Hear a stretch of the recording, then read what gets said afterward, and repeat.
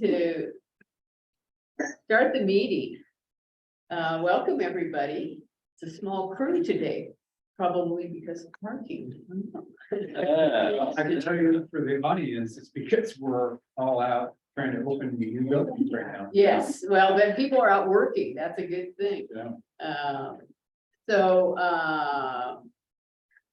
Has anybody, have people had a chance to review the minutes from the December meeting? Any additions or corrections? I would entertain a motion. I move to approve the December 14, 2024 meeting. Okay, I'll second okay. All those in favor? Aye.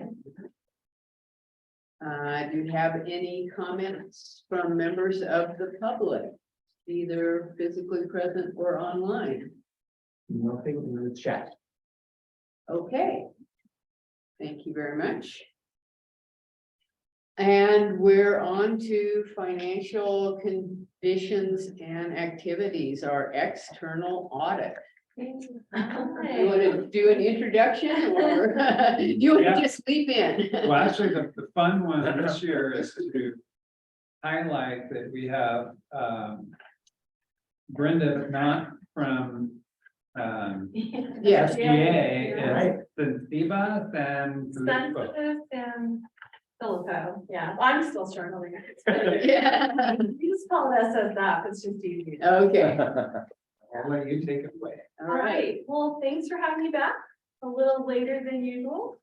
It was an interesting audit between, I'll tell you what, we had an interesting audit year between our staff being sick and it's just like, it felt such a weird year, but, and then for these guys to transition to a new contract CPA. And so, yeah, we pulled it all together at the end, got it filed timely, but it worked out great. So, I'm going to start with our report, which is in, I'm not sure what you have. Do you have?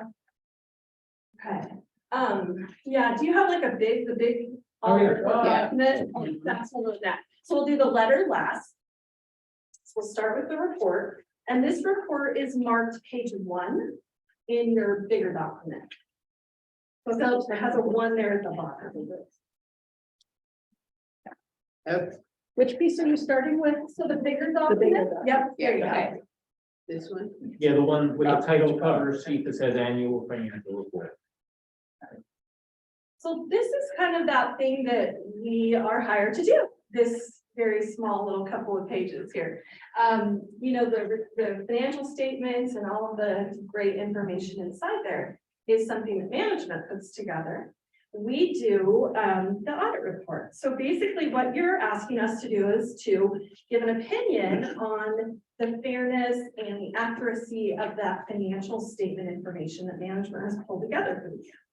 And so you can see there in that second paragraph, we're saying the accompanying statements present fairly in all material respects the financial position of the library. So that's what we want. So that's the first thing I always start with is we definitely want that, what we call an unmodified opinion on the financial statements. This part that says basis for opinion, this is just kind of letting you know what we do. In order to be able to say that, give you that unmodified opinion, we have to do quite a bit of work. And so what we do is we go out and we find all kinds of documentation to be able to provide that opinion on the financial statement. So we're saying that we believe that all the evidence that we pulled together is a good basis for the opinion that we're providing. So the very last part of this first page of our report, we talk a little bit about management's responsibility. So like I kind of said, management's responsible for all the statements, all the schedules. They're responsible for that lovely MD&A that's inside there that I always like to point out to people. And so basically they're responsible for all of that. And at the top of the next page of our report, this is a little bigger this year. We have some new professional standards kick in. So our responsibility is to obtain that evidence and get good assurance. In the course of that, there's a bulleted list. This is the new part. We need to exercise our professional judgment, maintain professional skepticism. So in other words, what that means is if we ask a question and management answers, that's great, but we don't just say, okay, that's the answer. We go out and corroborate that. So that's part of our responsibility as we're doing the audit.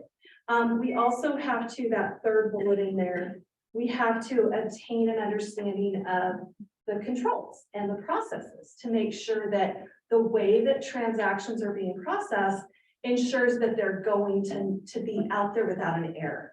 And so what happens is if we find some hiccups in the process or things that we think are holes in the process, we'll let you know, we'll let management know, and we'll make recommendations on how to maybe improve those processes. So that's part of our audit responsibilities as well.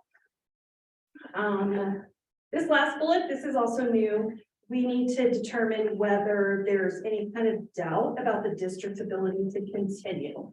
And that continuation is continue operating into the next 18 months or so. Usually not a problem when you're funded by property taxes, right? So, but we do still have to do that.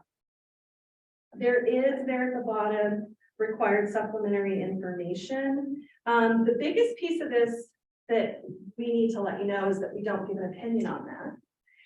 One of those required supplementary information pieces is the MD&A that I talked about. I don't have a floor report, so I don't know the page number, but I suspect it starts on page 4. Is that right? That is right, yeah. Yep. I always really just highly recommend that board members at least, and members of the public too, who are interested, read that MD&A. It's a great little nutshell of what happened. It doesn't dwell too much because we're already, what, 6-7 months into the next year. But it kind of talks about what happens and then a little piece at the back saying, here's what's coming up. Here's just a little snapshot of what's coming up. I love reading MD&As, even though it's part of my job, right? And I always encourage all of you to do so as well. But we don't give an opinion on that. We just read through it and make sure it's consistent with what we found in the audit. And if it wasn't, then we'd say to management, hey, let's take another shot at that. You know, we don't feel like that's very consistent. At the very last of this page, there's other information in the report that management either wants to include, but isn't required. For them, this is mostly those, they're actually budgetary schedules that are required by Oregon. So for our professional standards, it's other information, but Oregon says, no, you have to have it in there. So, but we don't give an opinion on those either. And then the very last paragraph there, in addition to that financial statement audit, where we're looking at the actual numbers in the financial statements, we are required in Oregon to do more of a compliance audit. And so we also issue a report related to that. So if nobody has any questions on this first report, we'll move right on to that Oregon report. All right, and that is on page 71. Hey, the back.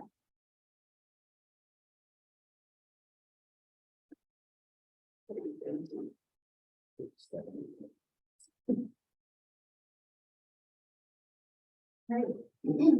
So every municipality in Oregon that meets the threshold for an audit also has to have what they call minimum standards. And so what you're seeing here is like a bulleted list of the things that the legislature has said, in addition to financial statements, we want you to look at these things. And so what we do is we do some procedures surrounding all of these. For example, that third bullet is the budget.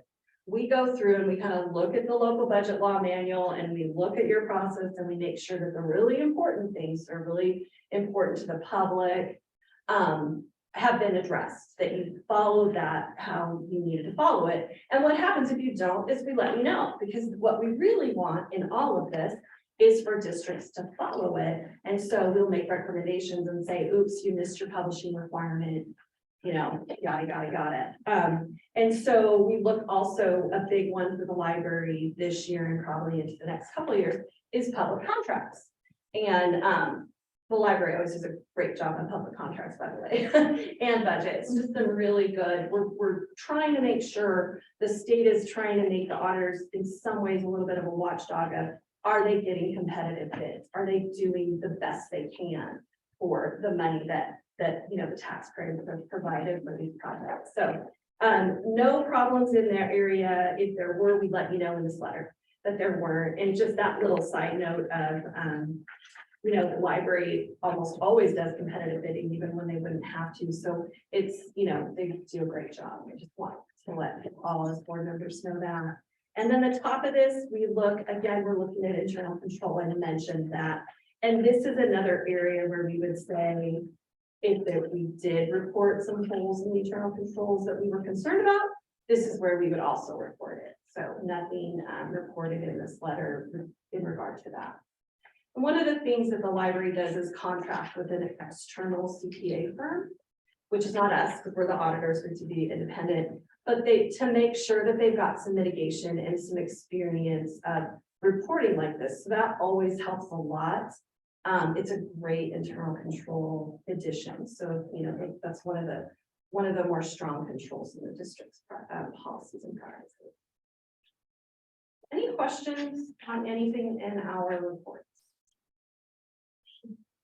I'll wait to hear back, or should I bring them? So for the rest of the board members, before the meeting, Bunny had a question about something specific to the portion of the report. The bulk of the report, as Brenda mentioned, is the responsibility of management, and we coordinate with our contract CPA for putting this report together.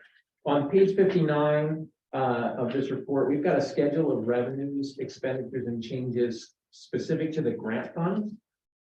The original budget column is correct and is a correct reflection of the budget that was appropriated and approved by the board. The final budget column has some numbers that are suggestive of some kind of a formula error in the worksheet that the CPA used to put it together. I'm going to work with the CPA to get an answer for you on that. But that final budget column, I confirmed it is it's correct for the other funds schedules that are in this report, but that final budget column changed significantly and in this grant fund report. And I don't have a clear answer at this time. I will report back to the board next month when I go through that with them.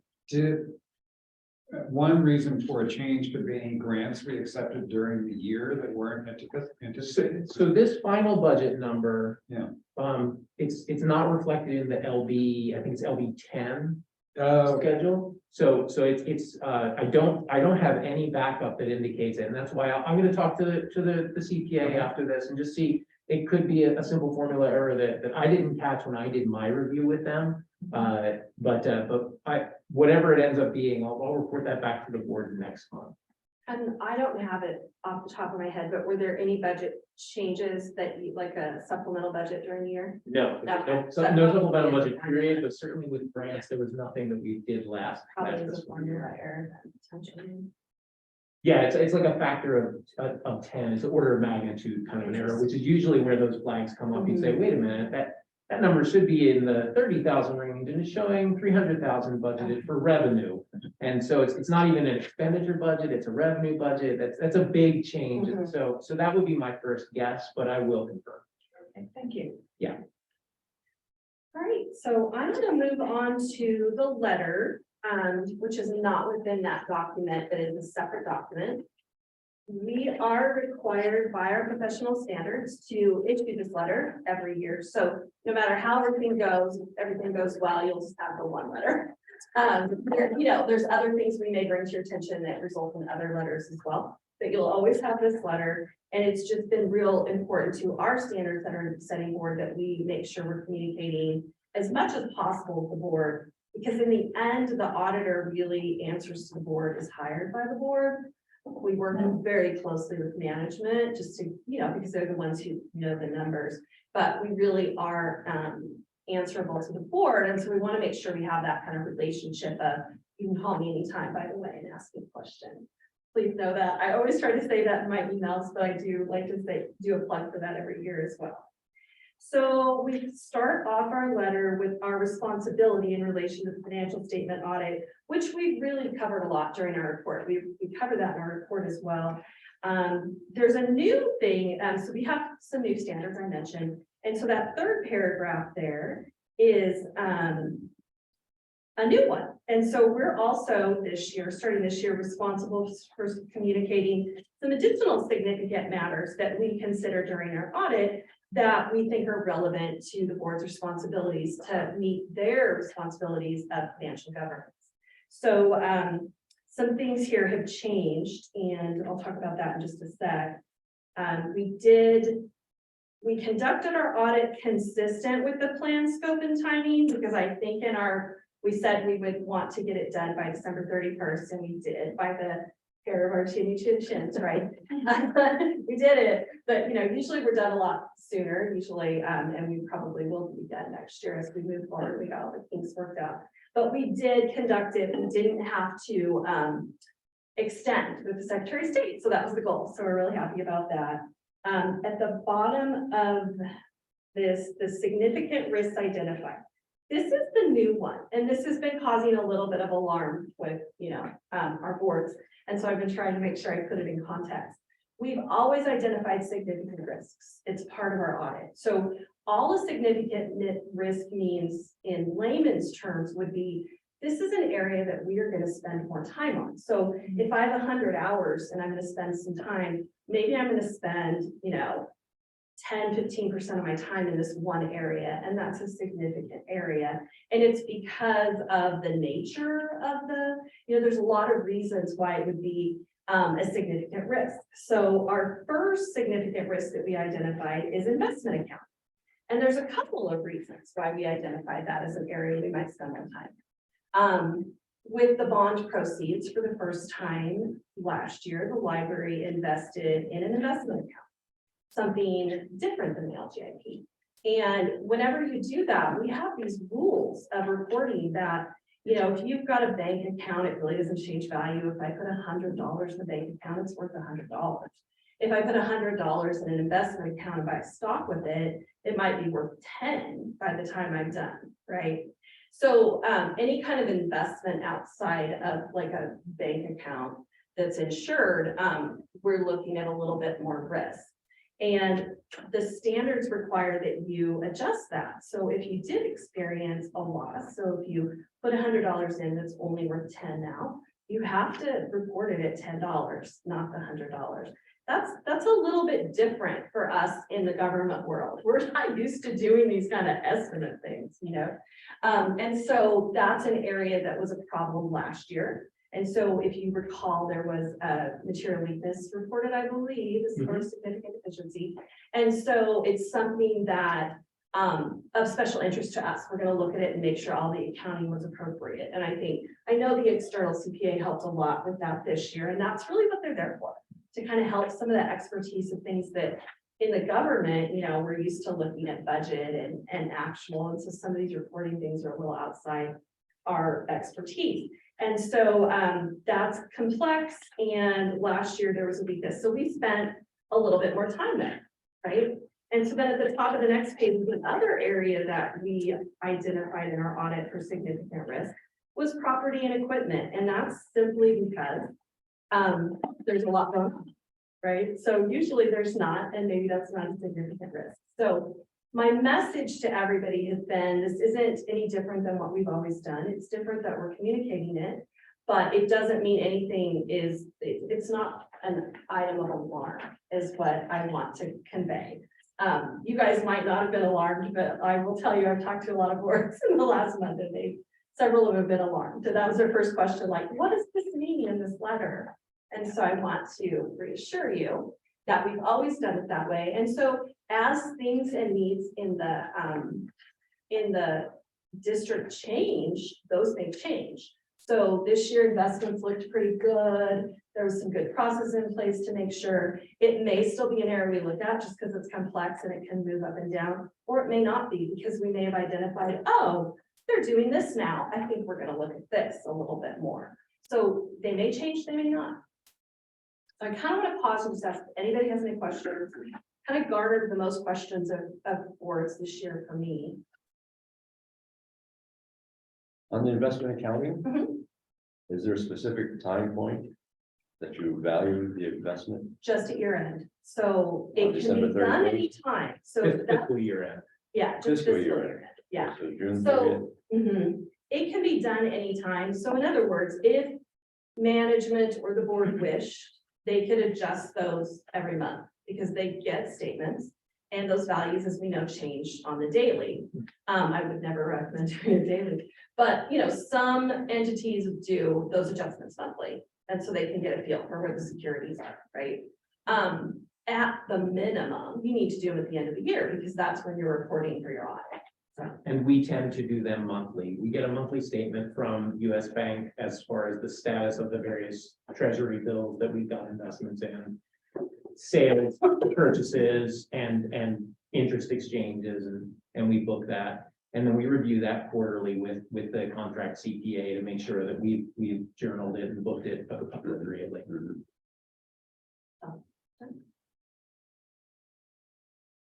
I'm not looking at it quarterly though. Just so you know, I'm only looking at it annually, so you probably never hear a recommendation from me that, oh, you need to do this monthly. As long as it's done annually. Do these investments have certain time periods for maturity? Yes, so that was in that initial structure when the Piper Handler came and presented to you at the start of the process. They put together a portfolio with a staggered investment time frame for the money, so that basically every couple of months, a small portion of the overall money that was raised through the bond issue comes up to maturity, and then DPL management can make a decision about whether or not to reinvest it for a 2-year or 18-month period in a new treasury bill, or whether we need that cash now in the next year to 2 for the construction project. So in the early stages where we've been doing mostly planning and not active construction, we've actually been able to reinvest several of those bond series as they came to maturity to take advantage of rising interest rates over the last 2 years from when we issued the bond. And it's actually been reflected in Greg's reports as he updates that additional interest earned. It provides a certain amount of additional reserve fund for the overall project. So as they mature, if you decide not to reinvest it, Mhm. how does it get reported?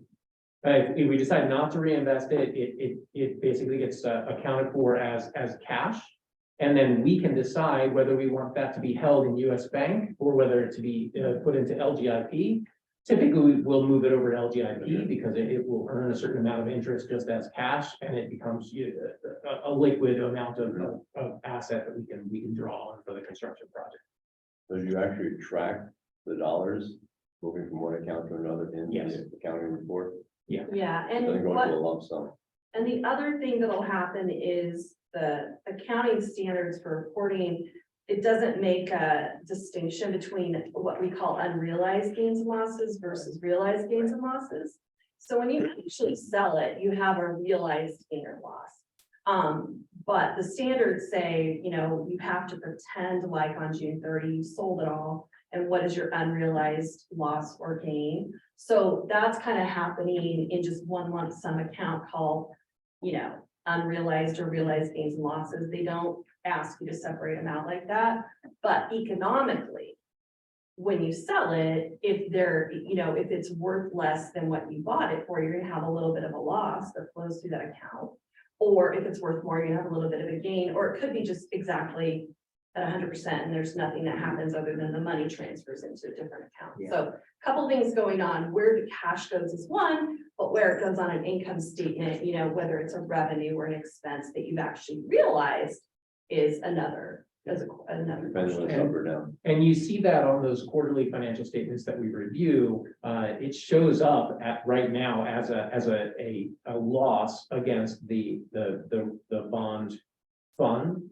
But that loss is essentially the unrealized loss because we consider it at that quarter mark. Okay, if we were to sell it all today, what would happen? Mhm. And because when we bought it, the interest rates were so low relative to interest rates now, that ends up being a loss in terms of bond earnings.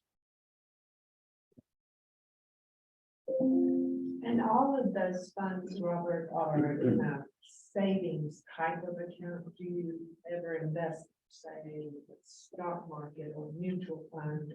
Definitely not stocks or mutual funds. We have a set of investment guidelines that we used. And again, this was set up initially with the help of the Piper Sandler group. And they actually report on it each month or at each reinvestment point, which happens every month or two.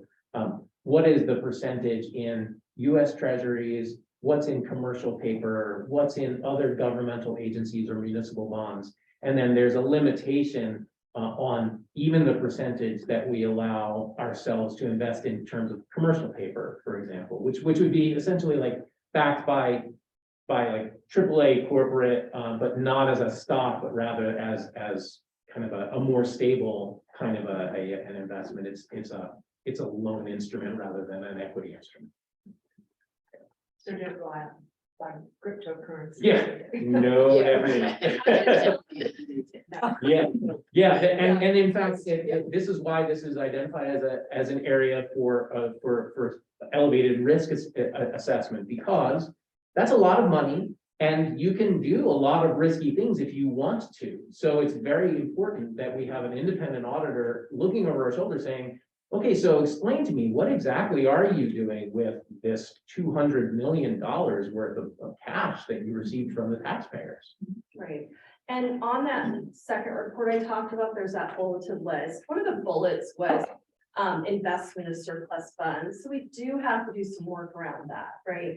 And just make sure that the library's is being consistent with their own policies, but also that their policies don't violate anything in the law. Right. In Oregon law saying where an entity can invest. So so you just don't see the stock market like that. But if you did, it would definitely be a question of, okay, Yeah. is this really allowed? Are you sure? You know, that's we'd be looking at that. That's part of what we look at. And you know, some of this really is lessons learned from past major financial issues. So for example, one of the reasons why in 2008, 2009, several cities had to declare bankruptcy was because there were fewer restrictions on their ability to invest in things like collateralized debt obligations that ended up being impacted. It wasn't the stock market, but it was something that had way more risk as a financial instrument than regulators realized at the time. I'd say to reassure you, as Ray was pointing out, when we give you those quarterly reports, it looks like we're losing money on these investments. And that is, as Robert said, if we sold it that day, we're selling them too early and we will lose money. So most of these are in treasury notes that once we hit maturity date, we will be fine. So our real risk in these investments is if we all of a sudden miss something and said, we've got to pay the contractor $20 million and I have to sell those treasuries right now. So that's why we're very meticulous about saying, when are we going to have to pay that contractor? And we know in advance, and timing those treasury notes to mature before we do that. So we're very stable investments. And I'll make the offer to the board for any monthly board meeting, if you wanted me to give you even just a 5-minute snapshot of where are we at, what's our profile in terms of what we have invested, what's the reinvestment schedule, what's the cash flow based on our current cash model from the owner's representative. I'm more than happy to come in and do that. We'll just throw it on the schedule of the agenda for 5 I think minutes. that's a great idea. Yeah. I think that is a good Yeah. idea. I really like that. Absolutely. Because that's part of all of this, of keeping track of it all, and there's so many moving pieces that and that stuff is really important, but it's kind of happening in the background. Absolutely. Yeah, so that'd be helpful. Thank you. And it is nice to know that you get quarterly reports, and then this is where that reassurance from having an outside auditor is really important, because we could be making up stuff to, oh yeah, sure, they're safe. Yeah. But that's where it's really nice to have that outside look, just to see what are we doing. So the investment schedule you have now, we're going to set up by 5% or Mhm. how far out does that go?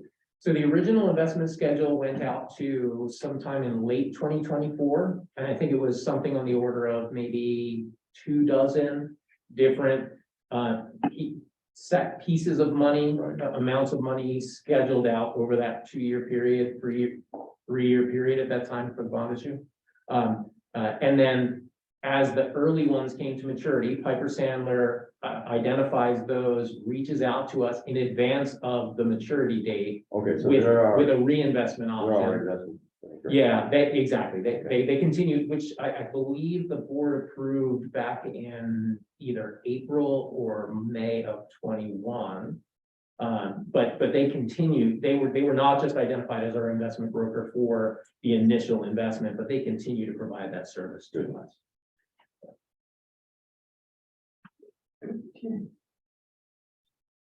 Right. So the balance of this letter is really that's really not a lot of changing.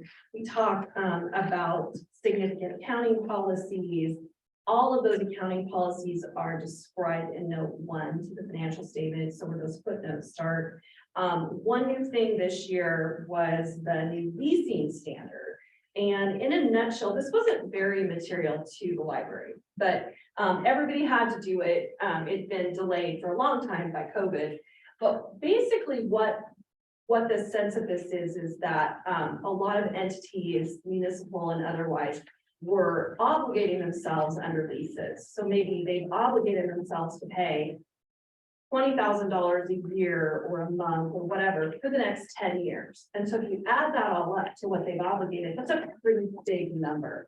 And so where we started recognizing was that that's all buried in the footnotes. So you have these large obligations that, you know, you're under, say a non-cancelable building lease that you're going to do for 20 years and it's very expensive. All you see on your financial statements is that 1 year, right? Just in the expenses. And this came a lot from like the banking lobby, and they're saying, look, we want to see that on the balance sheet. We want to know.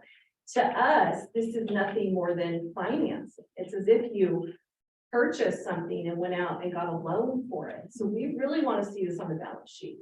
So basically what the standard says is, look, if you're obligated to pay a lease for a long period of time, over 12 months, you need to recognize that you have an asset, and that asset is something that they call a right to use asset. I have a right to use this copy machine, for example. And as part of that, I also have an obligation to pay it. And that obligation is, you know, it's not just the $1,000 a year I'm paying now, it's the $10,000 that I'm on the hook for the next 10 years.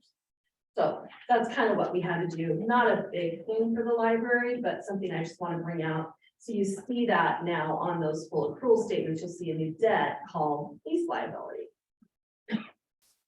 In terms of accounting estimates, no big changes here from last year. We've one of the bigger estimates that you have in the financial statements is always going to be that unfunded pension obligation. It's your share of that for your employees over the future. And then of course, those unrealized gains and losses, and we talked about that a lot.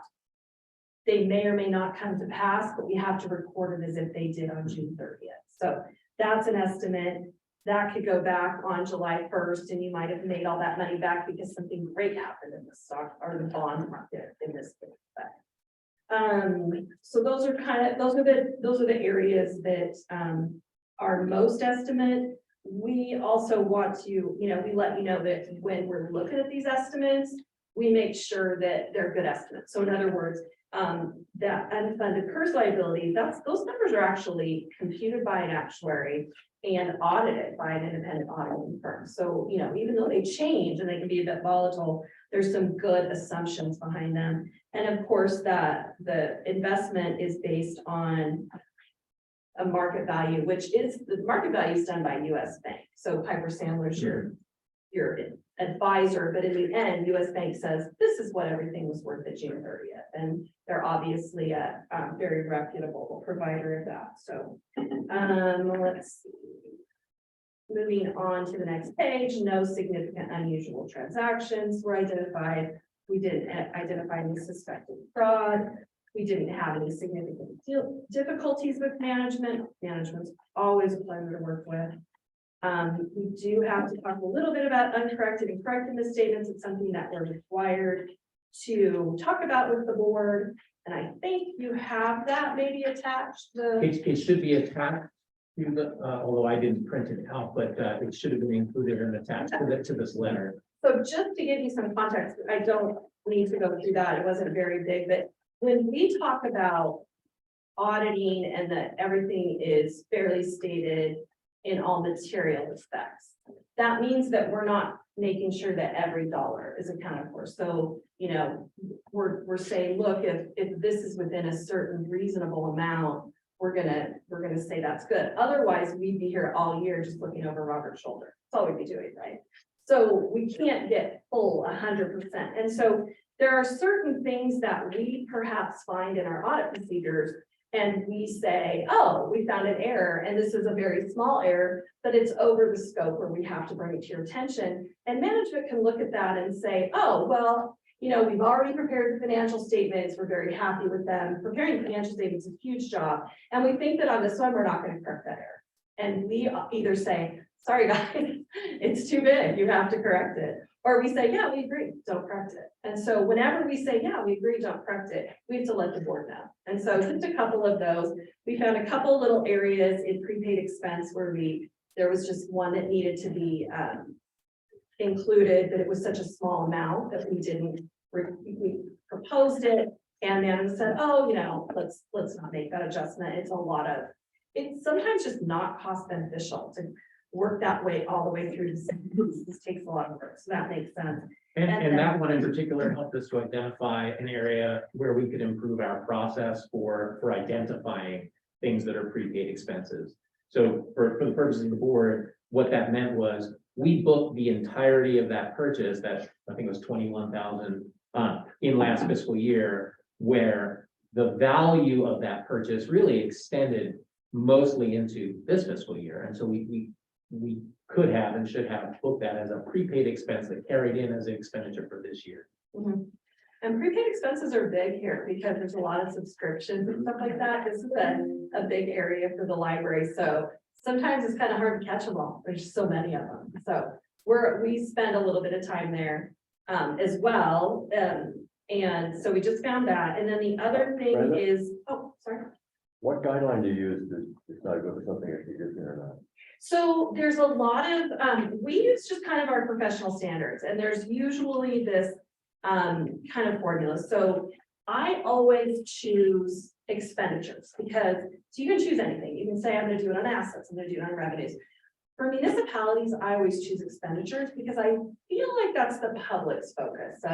Or, you know, you can bring in all kinds of property taxes and whatever, but we really want to know what you're spending and how you're spending, right? So we base it on expenditures and we look at it by fund.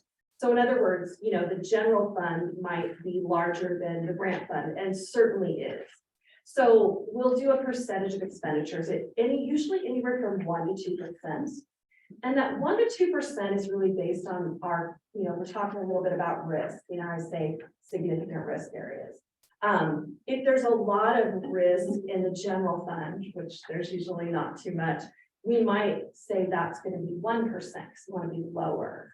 If there's not, we might go 2%. So it's really just a gut feel almost. But within professional standards, I can't say I'm going to make it 50% and we're not going to look at anything, right? So it's usually 1 to 2% of expenditures in every fund. And the higher I go, the less risk I think there is.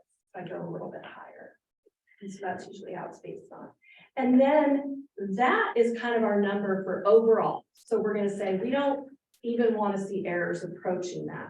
We kind of divide that by 10-ish and we say anything over this percentage though of that bigger percentage, we're going to say, hey, this is an error. So if I find a $5 error, for example, I'm not even going to tell management I found it. If I find the $21,000 error, because that's over my little percent of a percent, I'll say, hey, I found this, but I want you to know that you don't have to make it because it's the only thing we found. And it won't misstate the financial statements because of the smallness of it in collection of all the whole of everything. So that's, but if we had found, let's say, six $20,000 errors, we have to look at them in the aggregate and say, hey, you guys need to make these, because altogether, they're all small, but when you add them up together, they're pretty That's good. good. Yeah, thank you. Right, and it's not that these expenditures weren't being accounted for at all, Right. they were just It's a misallocated. reporting- Yeah, it's a reporting issue, so Yeah. that's, and so that, and a lot of this does have to do with reporting, you know, and if it's not material, we don't want to have to go through all these financial statements and change everything, because it costs, there's a cost to that. Yeah. Right. There's an audit cost, there's a management's time cost, there's an external CPA cost. And so we always want to make sure we're being cost benefit conscious. Yeah, because in actuality, you have the revenue to cover the. Exactly, and Yeah, that's where it's- materiality really comes in. Yeah, it's gonna hit expenditures at some point, it's just, does it hit it this year, does it hit it next year? Fiscal year. It's gonna have a problem. Well, that's what that is. And then the same type of thing on the accrued interest payable. When the contract CPA did theirs, they kind of rounded a little differently than we did. We were a little bit more precise on our formula. There was a difference. And so again, we said, here's this difference. It's over our little threshold. And they said, let's just leave it as is. And we said, okay. So that's kind of where that goes. And same thing. That expense is gonna hit either this year or next year. It's really a timing thing and something that we pay attention to, but economically doesn't have a ton of meaning. And again, here's where the audit helps us to improve processes, because what that turned into was a new set of areas for us to review with the contract CPA when we do our regular reviews with them. Right. No disagreements with management. Again, they're very easy to work with. No changes to our auditor's report. I'm kind of at the bottom there on page 3. We do request representations from management. These are things that are, when we asked you if there was any litigation, did you tell us the truth? So they're really just that final catch-all of saying, we asked you about this, we responded this way. We want you to sign to that, right? We want you to sign your name and say that it's still true. So that's what that is. That's a professional standard requirement. The top of that last page of the letter, we do let you know that management works with an external CPA firm. And that is, like I said, a great part of their internal controls. But oftentimes they'll say, well, this is the way our CPA firm is interpreting this reporting requirement, and we're saying this is the way we're interpreting it, and then we'll talk about that. And generally that doesn't come up with anything, but if we have a disagreement, we have to let you know, and there's no disagreement. So that's why that's in there. Again, that very end there, I already talked about that. There's a lot of stuff in your report, not all of it's audited. It's just the basic financial statements and footnotes. So that's really it for me. Things went really well. We did it. We're happy. So, yeah. Does the board have any questions for Brenda? Okay. Well, thank you so much again for having me. And we really enjoy working with everybody here. Always good to see you, Brenda. I'm excited. Thank you. I would entertain a motion on approval of the audit. Todd circulated suggested motions. I move to accept the annual external financial report. Okay, is there a second? Second. Okay, all those in favor?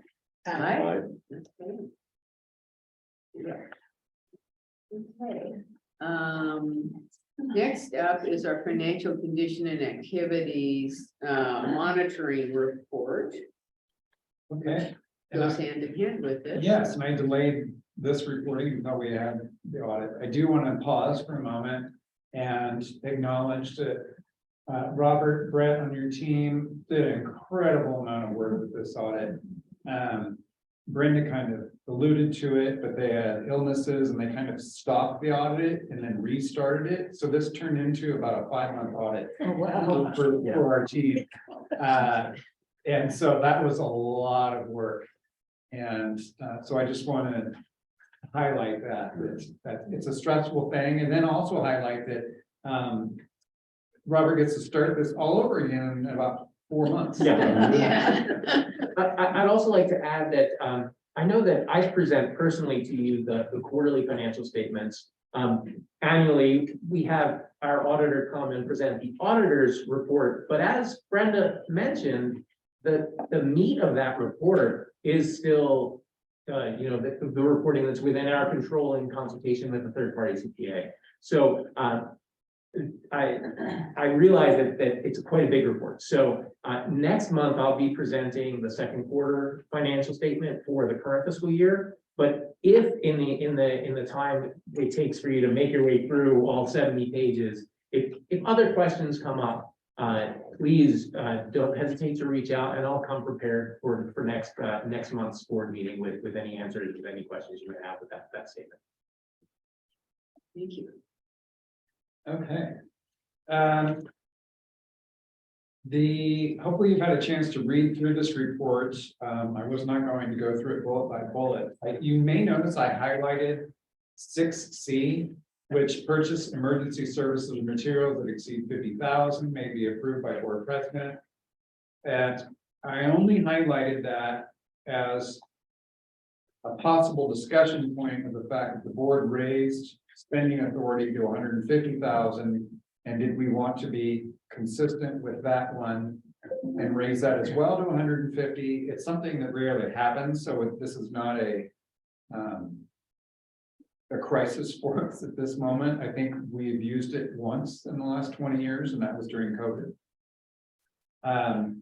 But I just wanted to highlight that it stood out to us that it varies from the other one, and that might be a board decision on whether to change that or not.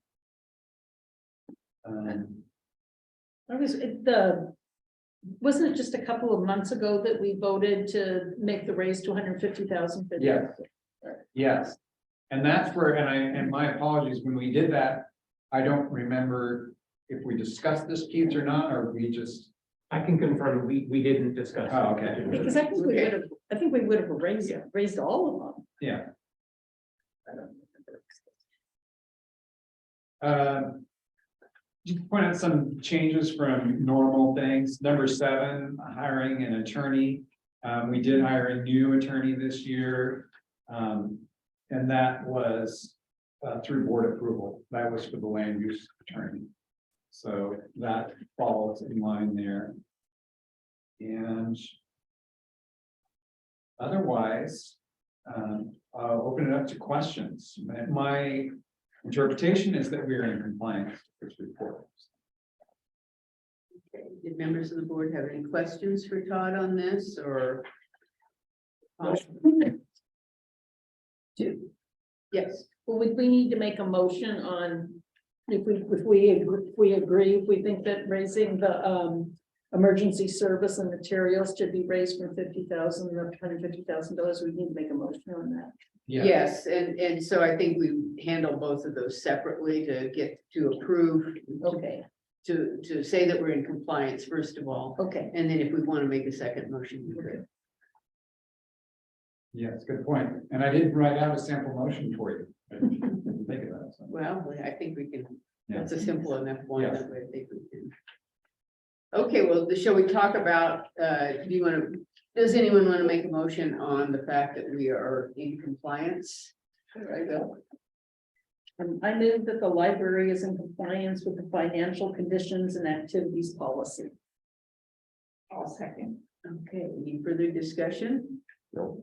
All those in favor? Aye. Okay, now, do we want to consider? Would anyone like to make a motion regarding changing the wording on the? But I agree with what Todd said, that having them be the same makes more sense than having one set for one amount for one cost and different for the other.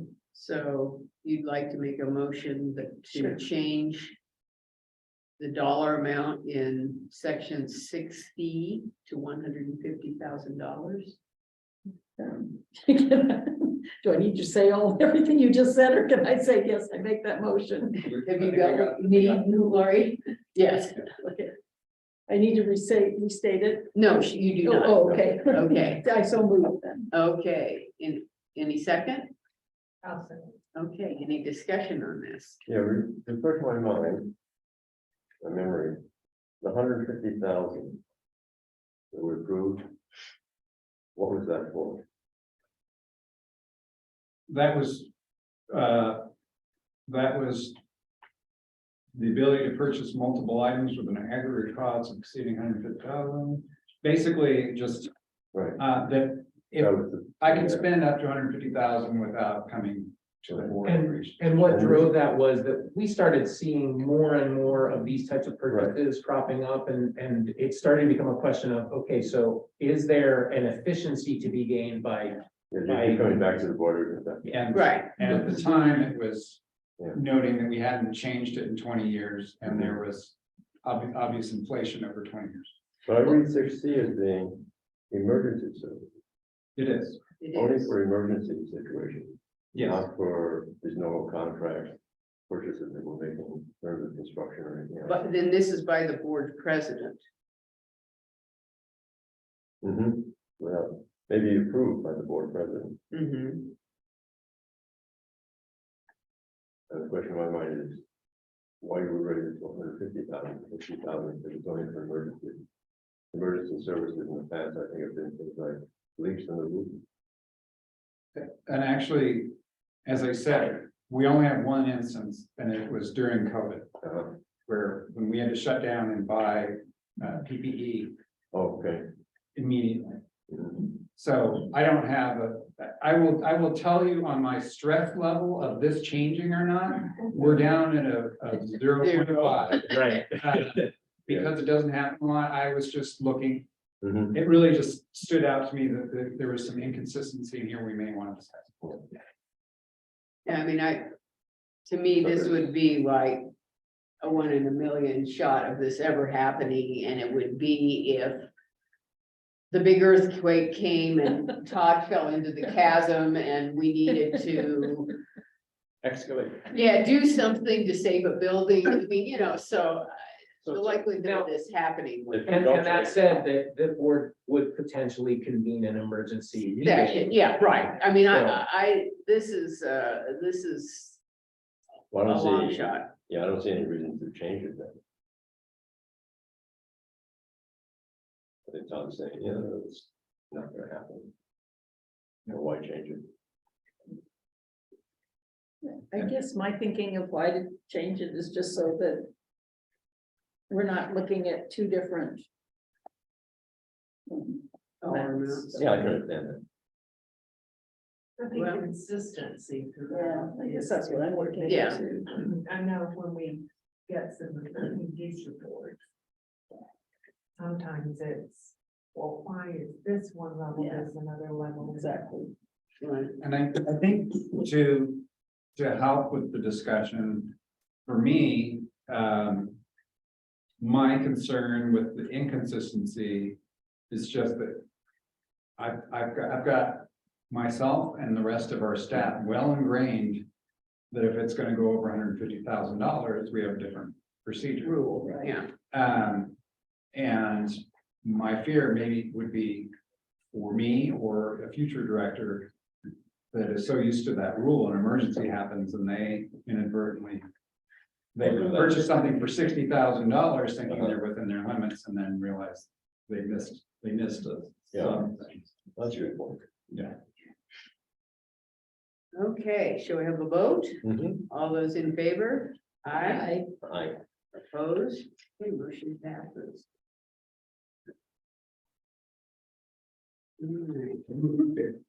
All in our places.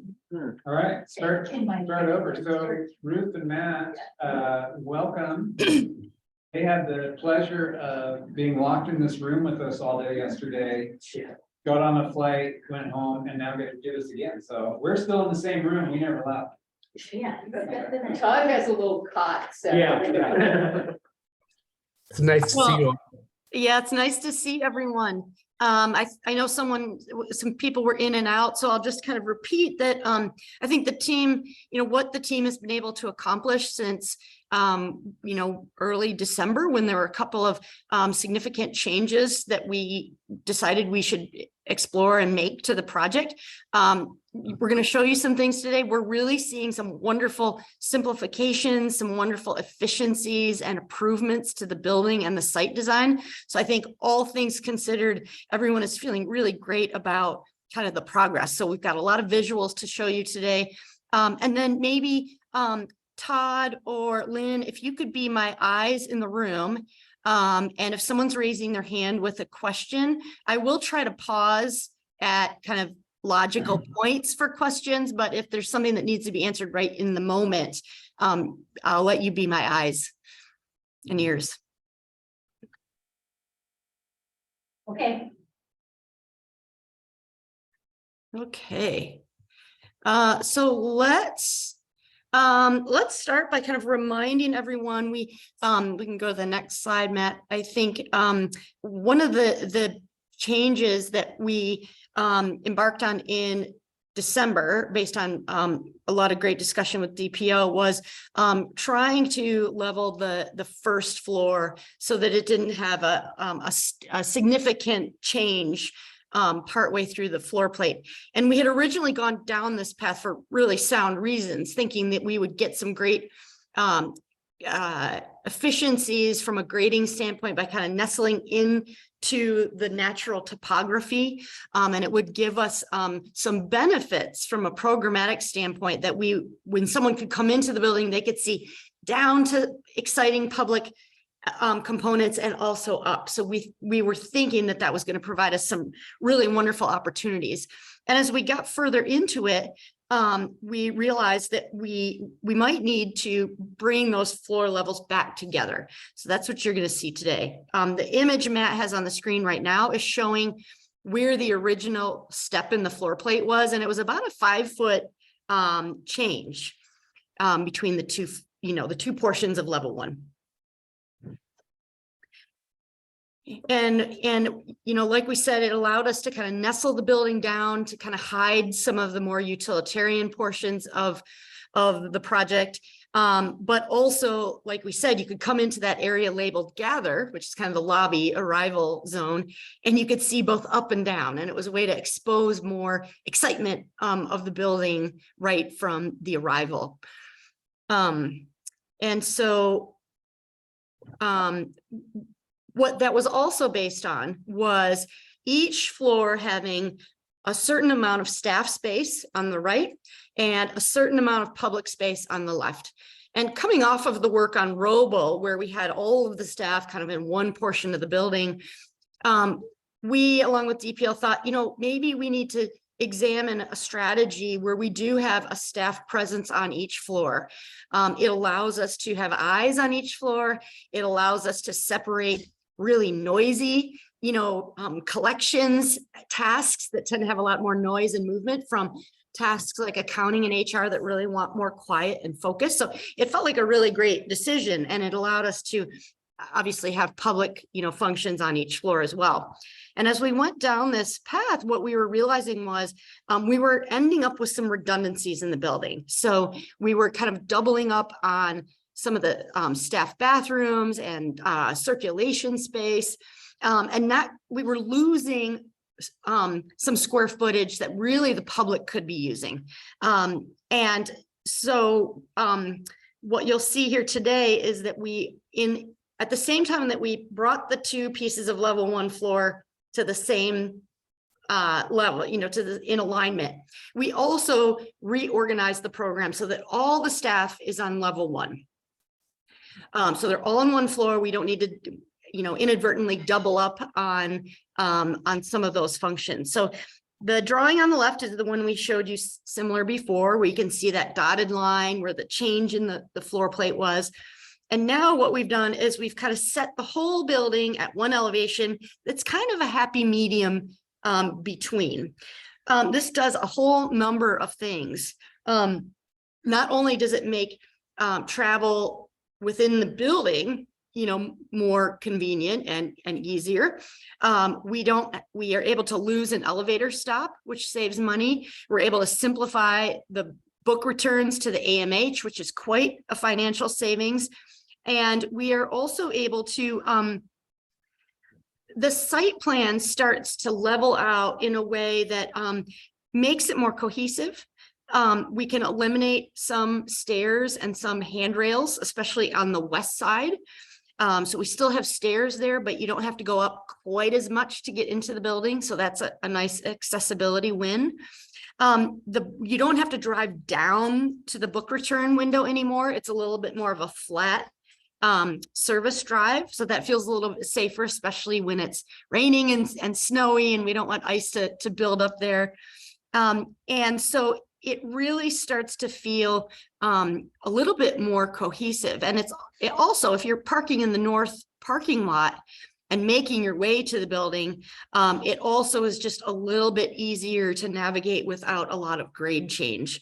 So it does result in regrading of the site, and there's a little bit different of a cut and fill grading strategy.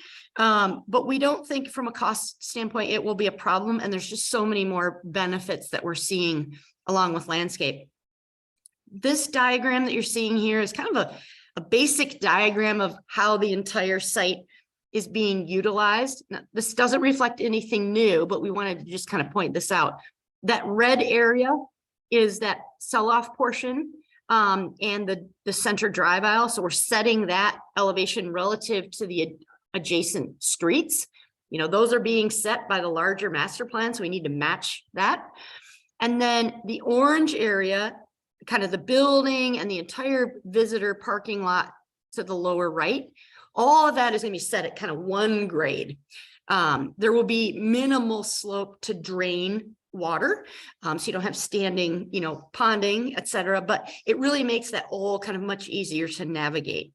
And then the blue area that kind of bookends the whole west side of the site is one that will have kind of undulating grading that responds to the topography that's there on the parcel now.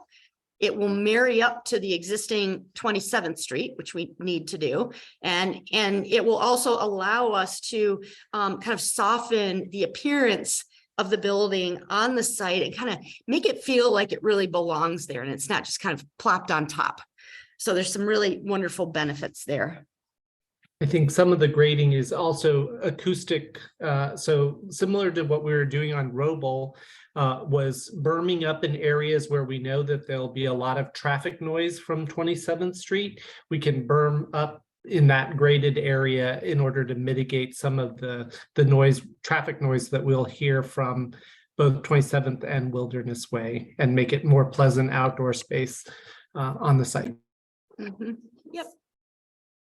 This is just a little closer detailed look at the area by the service window. So that grade change between where a vehicle would come in from the drive aisle and to the service window, now that's a very minimal slope, 0.5%. And that's just to make sure water is coming away from the building. So that is now more level. And then the grade change between like the entry plaza and that area, we used to have to kind of retain quite a bit of slope there. And now that's also a little bit more seamless and cohesive. So that's a nice benefit. The building entry relationship to 27th also, it's a little easier for our landscape architects to kind of make the building feel like it's naturally in the site, because we've essentially lowered it down a couple feet. And that brings it just closer to where cars and people and bikes will be traveling along 27th and at the roundabout. So instead of having kind of 8, 9, 10 feet, on that west side in certain places, we're much more kind of between, in the 4 to 5 feet kind of range. So it's just a little bit more graceful. Yeah, and our landscape architects have indicated, that we need to provide an accessible ramp to the front door on the west side. And by kind of slightly lowering the building, we're not having to kind of double back with kind of a longer ramp to get back up to this newly established finished floor. Yeah, so for my handrail, stairs, whether you're, on a bike, in a wheelchair, a stroller, carrying lots of books, this has really just started to make all of the various journeys on site a little bit easier and more cohesive. So that was a nice benefit. Lastly, that event kind of terrace to the south of the library, it's able to be at the same elevation as the entry plaza, so they can kind of work together. And we're also just a little bit closer to the same elevation as the surrounding streets. So as you make your way, on that pathway that kind of comes down from the roundabout, that pathway that takes you to the west entry or up toward the event terrace, you're just not climbing as much. You're only, going like, about 2 feet over quite a distance. So it'll feel very gradual. I think one thing that on a previous version, the loadings and service area also has less of a grade change as you kind of drive into that service area, making it easier for delivery vehicles to kind of access that service area and turn around. Again, we're on the north side, so minimizing how much kind of that service area is actually sloped has been a benefit by making it all on one level as well. So yeah, and those are big trucks that have to turn around, so we don't want to make that any more difficult than it needs to be. This is kind of a great place to pause before we start talking about the interior of the building. Did anyone have a question on the site revisions, redesign? Ruth, I had a question that you mentioned that there were significant cost savings with the materials handling systems because of this proposed change. Can you talk a little bit about Sure. what impact that was, or? Sure. When we had the kind of the split level, the area where the public would be returning a book was about 5 feet higher than where the machine and all of the staff activities were positioned. And so what that meant was that the supplier would have to create a vertical conveyance for us that would not only transmit books down 5 feet to a book return bin or to the AMH, but it would need to do it without damaging the books. So, we don't want all the books crash landing, and they need to be able to kind of seamlessly go into that sorting machine. And so those vertical conveyances, definitely, they were very doable, but at a cost. And so this is really allowing us to channel that money into something that's more tangibly beneficial to the public. right. We had 3 different kind of book drops, 1 on the exterior and 2 on the interior, with requiring that vertical conveyance. So by simply making it all on one level where you drop off the book and it gets processed, we don't have the complicated kind of, conveyance that is required for those 3 different book drops. Okay, thank you. Yeah. Any other site related questions? And Todd, anything I forgot to mention that we talked about yesterday? I think we covered it. Yeah, that was great. Okay. I'm too excited for what you're about to show them, so let's keep Okay, great. Well, we, as designers, we always try to find kind of a conceptual guide or, a set of rules, if you will. That sounds very strict, but maybe conceptual guide is a good way to talk about it. That can act as kind of the organizing decision maker for a project. Otherwise, you end up with many, many kind of singular decisions that don't add up to a cohesive experience or a cohesive function or building. And so it's really important that we, along with the client, uncover what that is. And ideally, it has meaning and inspiration embedded in it too. And so what the team has been working on is this whole idea of arriving at a base camp, making your way through the wilderness, to a destination summit kind of achievement. And you can take that as literally as I'm doing a big hike or climb in that wonderful environment you have, or as, you know, metaphorically and intellectually is I'm taking a journey or an expedition in learning and exposure to information and anywhere in between. But we're really enjoying it as a way to guide the experiences and create something meaningful for everyone who comes to your building. So I'm going to keep touching back on this as we go through the floor plan development. And so imagine, you know, you've arrived at the library on bike, on foot, by car, by bus, and you arrive at what we like to call the base camp, the arrival zone, the big kind of lobby area. And it's, oh, sorry, go ahead. You good? It was just a call. Okay, thank you.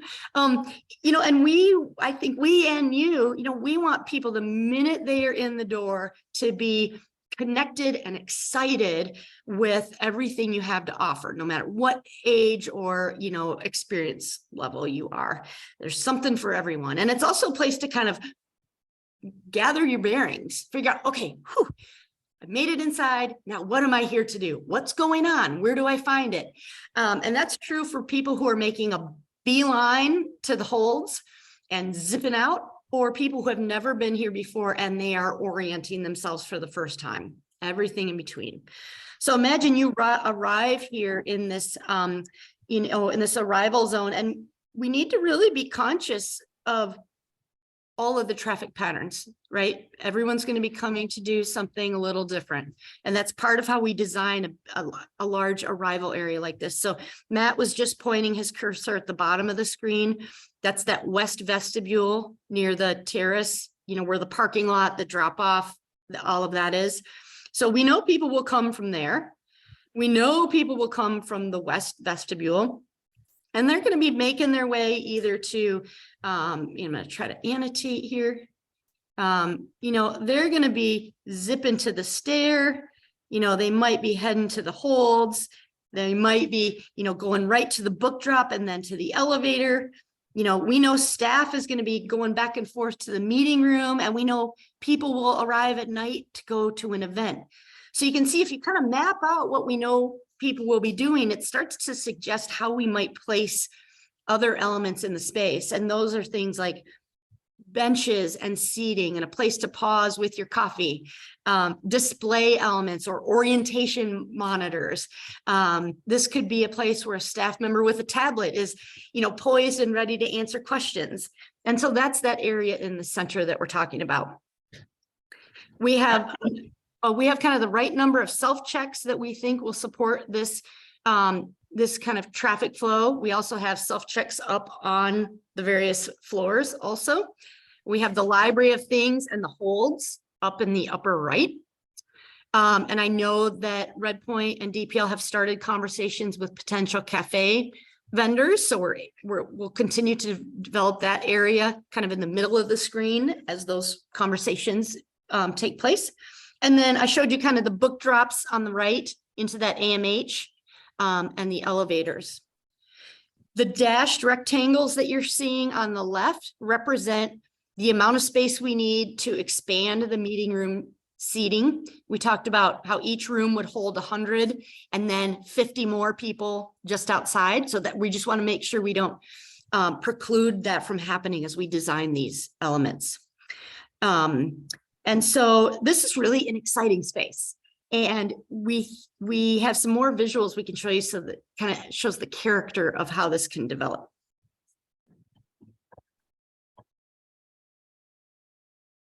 Ruth, is that 50 in each? Yes.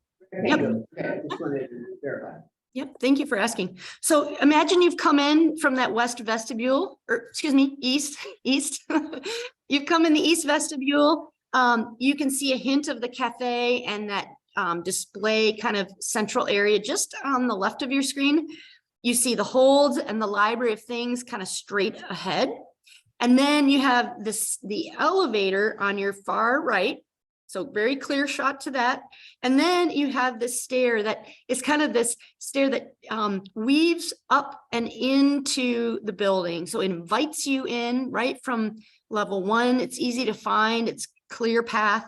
It heads right up to level 2 where we have the youth program. And then it heads up to 3 where we have more of the adult collection. So it's really kind of an open invitation to start exploring the building. We also think that the elevator wall, which we know structurally will need to be built with concrete to do our structural work for us.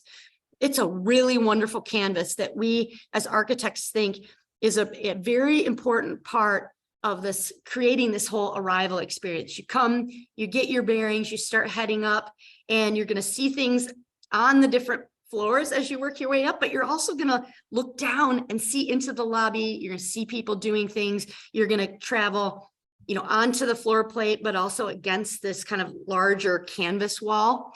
So we have not yet designed it, but I think we're excited in the next phase of work to start developing a really meaningful expression for that, that important structural piece.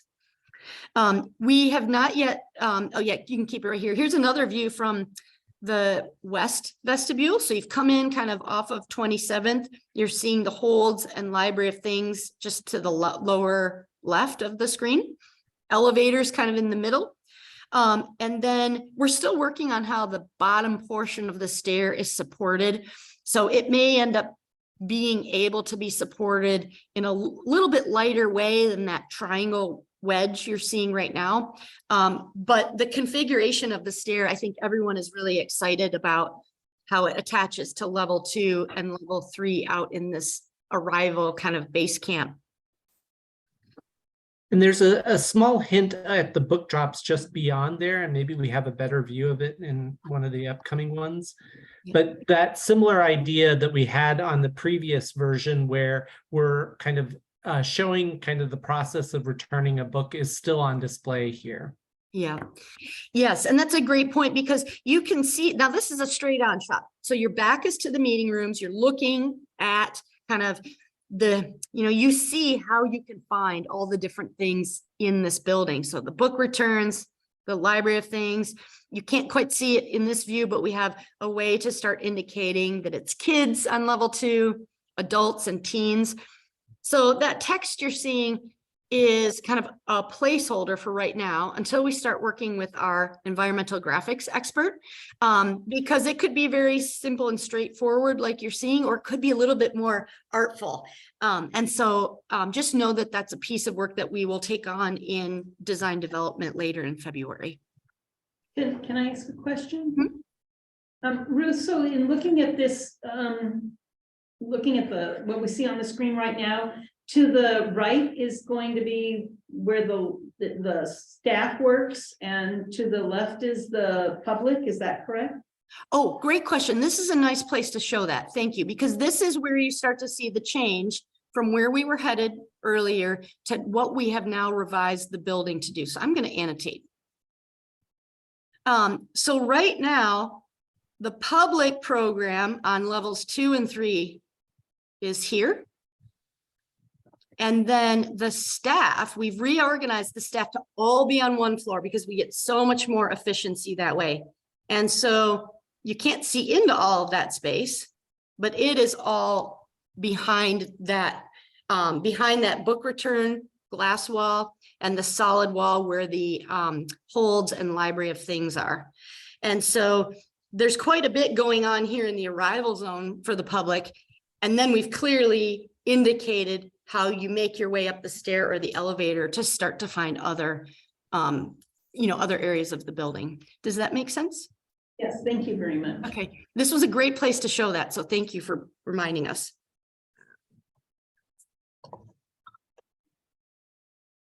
So now, now we've made our way from the base camp. We've headed up to level 2. And, this building is a big building. It's going to be absolutely lovely. And what we like to do to, in our experience, having worked on dozens of libraries, we've all been in libraries in our past that felt a little bit like a warehouse, right? A little bit like a supermarket with never ending aisles, right? And nothing to kind of make a space for people or invite you through the building. And that's really kind of key to bringing visitors back over and over and over. And so what you're seeing, I'll kind of describe what we're seeing here. The stair and the elevator up to level 2 is on the left side of the screen. 27th is on the top of your screen. The parking lot and book drive aisle is on the bottom. So north is to the right. And so people will be arriving, on the left, and then they can really, from the elevator or the stair, immediately get a glimpse of some of the first kind of destinations on the floor. So if you come off the elevator and the stair and head to the right, you're going to immediately see the teens. And I'm going to annotate here. It's like, oh, wow, I can already see my people, and what I should back up and say, all of these kind of circular areas you're seeing with images in them, we have not designed what those are yet. That we will do that in design development.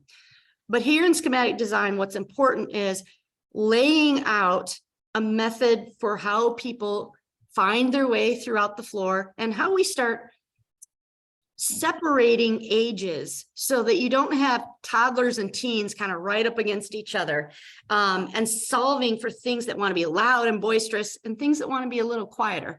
So this diagram is helping us kind of set the stage for that. Maybe you'll come off the elevator or the stair with your stroller and your kiddos, and you'll see immediately plus and greater thans, really dynamic kind of first installation on the floor that has kids and caregivers already starting to kind of engage with play and literacy building skills. But then once you're there, maybe that also allows you to get a glimpse of both the creative space and a program spilling out. Maybe there's something interesting we do with a secondary plus and greater than installation that starts to separate 0 to 5 from the 5 to 8 years old. And then down here at the north end of the building, you'll see this when we start talking about the exterior updates, but at the north it's typically quite lovely daylight all day long, and you're not getting direct sunlight. So you don't have the heat gain, you don't have the glare. It's just a nice indirect light. So it tends to be very comfortable throughout the day. And it's where we can really open up to some of, the surrounding landscape. So we think out at the north end here, when you get kind of all the way to the end, it's going to be a great spot for us to start to create larger seating areas. So we'll have seating all throughout the floor plan. You're kind of seeing us hint at it here along the edge and within the collection, but we'll create kind of a larger, more significant destination there at the north end. And then you're seeing a couple other kind of smaller spots along the way where we might create a clearing of sorts for whether it's seating, whether it's display, whether, we create some other kind of interesting moment. And then in between these destinations is where we can really achieve the density of the collection that we need. We want it to be browsable, we want it to be discoverable and fun, but we need to hold a good amount of collection in this book in this building to deliver for all of your voters and your users. So that's very important. We're working closely with DPL's collections group to make sure we're hitting those targets. And so again, we haven't designed these yet, but we're starting to, I think, feel really good about how we can, embrace the 0 to 5-year-olds and their caregivers all the way up to teens on this floor in a way that kind of feels like a very gradual and sympathetic kind of separation of age development and reading development. I didn't talk about story time, but that's kind of here on the right. I'll annotate. One of the things relative to story time is sometimes it might be a smaller group, sometimes it might be a big group. And so the way we're thinking about that space is that it would have an operable kind of sliding door so that we can close it and close the exuberance and the laughter, or open it up and have a bigger group spill out. And then what also is really important if you talk to the librarians is we want the caregivers and children, when they leave story time, to head out and be right there among the books, so they can kind of go right from story time, pick out some great books to take home. So I think this really starts to allow that that behavior to happen. Let's see, the creative and flex space, you know, that space will also work like the story time. It can be enclosed if we want to contain noise or activity or attendance, but it can also open up and kind of spill out and accommodate, you know, larger groups. And I think the Spanish collection, we're thinking about really making sure that, you know, it is used intergenerationally. So having areas that might cater to, you know, very beginning readers, but also more experienced readers, and setting that up for success. And so I think of this like a roadmap, you know, or a trail map more appropriately, where if we can agree on the trail map now at this stage, what you'll see the team doing in design development is starting to now add detail and more specifics to the roadmap. You know, is this casework? Is it shaped, you know, kind of in a curve? Does it have seating integrated? Does it have movable display? And you'll start to see more updates for plus and greater than in some of these areas as well. These are just some precedent images. Again, we have not designed these spots for you all yet, but these are some images that start to suggest things we might incorporate. You know, do we, you know, image on the left, do we have things that have light and bright color, and are taller, so you can see them kind of across the way? Do we have things that are, you know, incorporate acoustics or lighting that come down from the ceiling, like you're seeing in the image on the top or the right? Do we find ways to really glue together moments to pause and sit and read along with the books? And, you know, I think we're excited to indicate those as very special moments in the library through the use of material, through the use of color, and just kind of a unique kind of moment of experience stitched throughout the building. I'll pause here for just a second. Did anyone have any questions before we go to level 3? Any questions? No? No, Okay. So now we're headed to level 3. This is a view. You've gone from the level 2 balcony is right on the lower right of the screen. You can see down to the cafe. You can see how we're starting to think about positioning, you know, shelving or display. This is a little bit of a blunt force model at this point. You know, we haven't started to indicate all the materials accurately or the detail around them because we're just not there yet. But the structure, the size of the structure, the placement, the height of the space, the glass, the vestibules, all of that is accurate. So you can see now I'm headed from 2, I'm going up the stair to 3, and you can now turn around and kind of reflect on the activity from a different vantage point. So really similar logic here on level 3. It's just the age group and the collection types are going to change. So again, people will arrive on the left-hand side of the screen via stair or elevator, and then they can kind of make their way immediately to some of the things they have a glimpse of, you know, right off the bat. Large print. It's a growing collection. It's important to be highly visible and be kind of easy to get to, but also hot and new. I mean, that's the stuff that flies off the shelves like you would not believe. So we want to put that kind of in a really prominent spot. So you can see that kind of at the top of your screen when you get off the elevator and stair. We have 2 similar destinations on level 3 for adults. So we have a, I'll annotate. We have a creative kind of and flexible programming space for on this floor, which can be enclosed or open up. And that's, I just circled in blue. That's a place where maybe a quilting class takes place, or a language circle, or you know, come and make wreaths today, or, you know, any number of exciting things that the programming team's already kind of drumming up. The other destination we have is a co-working area. So you saw us develop a similar program area for Redmond. I would imagine this will be, you know, roughly the same size, but we have the ability to place a few more meeting rooms nearby to kind of give a little bit more flexibility of service.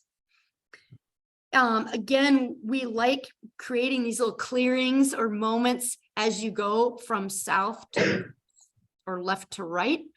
And again, arriving at that north end of the building is a wonderful spot for an area to pause and read or park it for a while, because by kind of being at the north end, you won't have as much traffic. So I don't know if you have all inferred this, but the other thing we're doing here with kind of this base camp, you know, make your way through the wilderness to the summit, is starting to segregate noise. So we want the lobby to be really active and fun and energetic and like, oh, wow, where have I arrived to? We know level 2 wants to have some amount of noise and exuberance and laughter, right? That's the children. But maybe when you get up to level 3, we've started to separate that. So it has a little different ambiance and a little bit different kind of quiet for the people who are seeking that. I will pause. Questions? And again, we're looking forward to designing, you know, what the character and composition of these destinations are in between all of the really, you know, significant amount of collection that we also need to accommodate here on this floor. Quick question. Ruth, what was in between the creative space and the co-working space? Oh, okay. Thank you for asking. I think it's toilet rooms. Yeah, so we have toilet rooms, we have a wellness room, we have a custodial space and kind of a family or all gender restroom. And so we kind of, for a real efficiency of plumbing and infrastructure, we try to locate those kind of all in one central spot of the building. That's another improvement we've been able to make in this design configuration, is consolidating that plumbing so it's not running like, you know, quite as expansively as it did before. The other thing you're seeing on this floor are some a variety of meeting room sizes. We have some 4-person, you know, meeting room, phone room, Zoom room, practice rooms. We also have an 8-person one.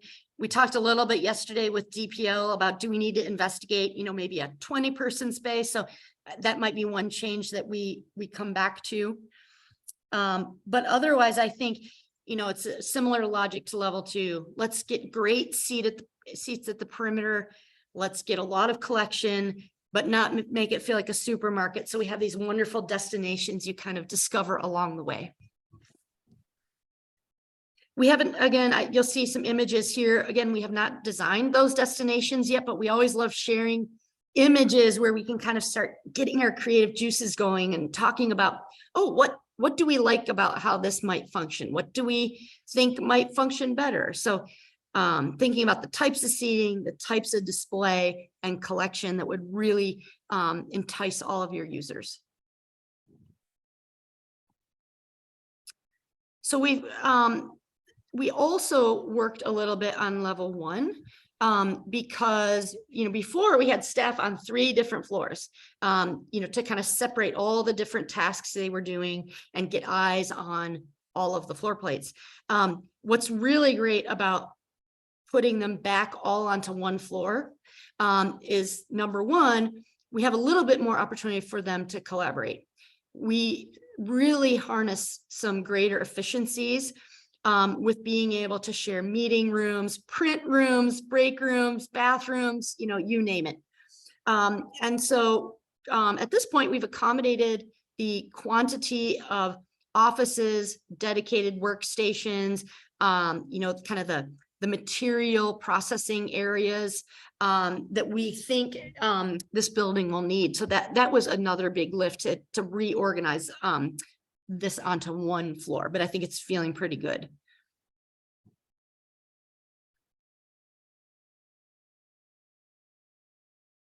Oh yeah, you can see Matt's kind of identifying where the book drop in the AMH is over there on the far left, lower left. We still have the drive up service window and the drive up book drop kind of on the bottom of the screen. let's see, I think that's, that's prime, those are the high points kind of the staff area. We did kind of start this presentation by talking about how do things feel from the user perspective. We arrive, we find our way, and here's all the other, the different experiences. Before I dig into kind of what that means for the outside of the building, I'll pause and just see if anyone had questions. Any questions? Yeah, all right, proceed. Okay. So, again, coming back to that conceptual North Star or guide, how does this building feel like it's of this place? It should feel like it belongs here in Deschutes County, in Bend, with the really unique environment you have in the high desert. And so that is one of our tasks. And you're going to see here how we're thinking about material, we're thinking about heat gain and solar orientation, and all the different things that really will work toward making this building feel like it's a really great fit and an exciting destination. Broken Top is on your right. And, again, coming back to that base camp wilderness summit metaphor, trying to make sure that is true on the outside of the building also. With this site that was selected and the configuration of this site, it's very long in the north-south direction. It means that, we do have a long west facade. East and west facades typically, we need to pay a little bit more attention to in terms of mitigating glare and heat gain. So glare, is where light is coming in kind of straight, almost as it is in my home right now, where it's kind of coming straight at you. And it's very hard to shield unless you pull a roller shade down. It also in the afternoon brings the most heat gain. So if you don't address it in the building design, you start to have to compensate with more mechanical equipment and more utility bills in your future. So one of the things we like to do is be smart about things we can integrate into the building up front so that we are starting to minimize some of those added costs. And I think we've all walked past buildings or driven past buildings that have their roller shades down all the time, and it is not great. It's not great from inside and it's not great from outside. So as a really visible public destination, we want to set you up for success for a building that looks inviting outside and is very comfortable inside. So all that long-winded explanation starts to explain some of the imagery you're going to see now. We have some amazing staff who are very technically savvy, and we also have some very sophisticated software that we use on all our projects to really understand what kind of heat gain and daylight exposure will we have on any given day of the year in any given kind of locale. And we use that to design and really fine tune the skins of our building. So this is a plan diagram. So 27th is on the top of your screen. The inside of the building is to the bottom. And what you're seeing here is a diagram or kind of a sketch that we're using to explore how if we just had glass, or the yellow areas on this diagram, if we just had that facing due west, first of all, it would feel kind of a big, kind of unrelieved kind of building expression, but you would also have all the heat and glare coming straight in. But if we can turn some of that glass ever so slightly northwest or north, all of a sudden it's not getting the brunt force of the sun all afternoon. So what you're seeing here is if we actually angle the vision glass a little bit north and get the heat off of it and the sun off of it, it'll be way more comfortable for people to sit inside. And if we angle a solid piece to meet the sun, then we're actually helping shade the building. And what we've been able to do through our modeling is really shorten the amount of hours that the sun is hitting this facade and generating that heat gain, from somewhere like 11:30 or noon. And we've been able to shorten that window to up to like 3 to 5 p.m. So if you think about the library being open from in the morning till 8 or 9 p.m., instead of having 8 or 9 hours, of that sun on the west facade, we're getting that down, by almost half. And so this is, right now, this is a technical idea. We're working with the contractor and all of our engineers, so you'll continue to see some refinement of this in the next phase. But we've got some visuals for you to kind of show you what it's going to start to look like. Okay, imagine now, I'll explain this image. Imagine you're on 27th and imagine somehow you were able to see the entire 200-foot long building all at once, right? You can't quite do that, but this drawing is showing you how we are looking at the entire facade, or the, the west face of the building. Yellow areas are glass, white areas are solid. The kind of the area at the very bottom band of the building is that local stone that we showed you a few meetings ago, that really feels like it's of Central Oregon, and kind of you see it in a lot of your buildings. And then up above where you're seeing the vertical stripes, we are trying to craft a repeating pattern of both glass and solid, where we get variation, and it, it doesn't feel kind of like monotonous or repetitive, but it has enough repetition that there's efficiency to build it. And you can see there's areas where we have more glass and areas where we have a little bit more solid. And imagine that all of those vertical lines are corresponding to kind of that shingled or faceted configuration that we were showing you in the last diagram. I'll pause for a second. Does that make sense so far? Because before we go into some of the more like images from our model, I want to make sure that sort of made sense. I had a question about what is the width of those windows? Oh, well, good question. So do you see the numbers up on the top of the drawing? Though that distance right there is 24 feet.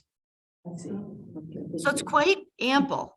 The scale will fool you. So it fools us sometimes.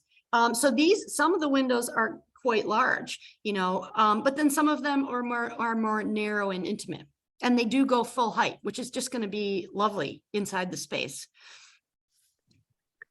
And this is just a sketch, so it doesn't mean that it's one full panel of glass. It will be broken up into smaller Yes. segments, and I think you'll see that coming up. So, Great point. Yep.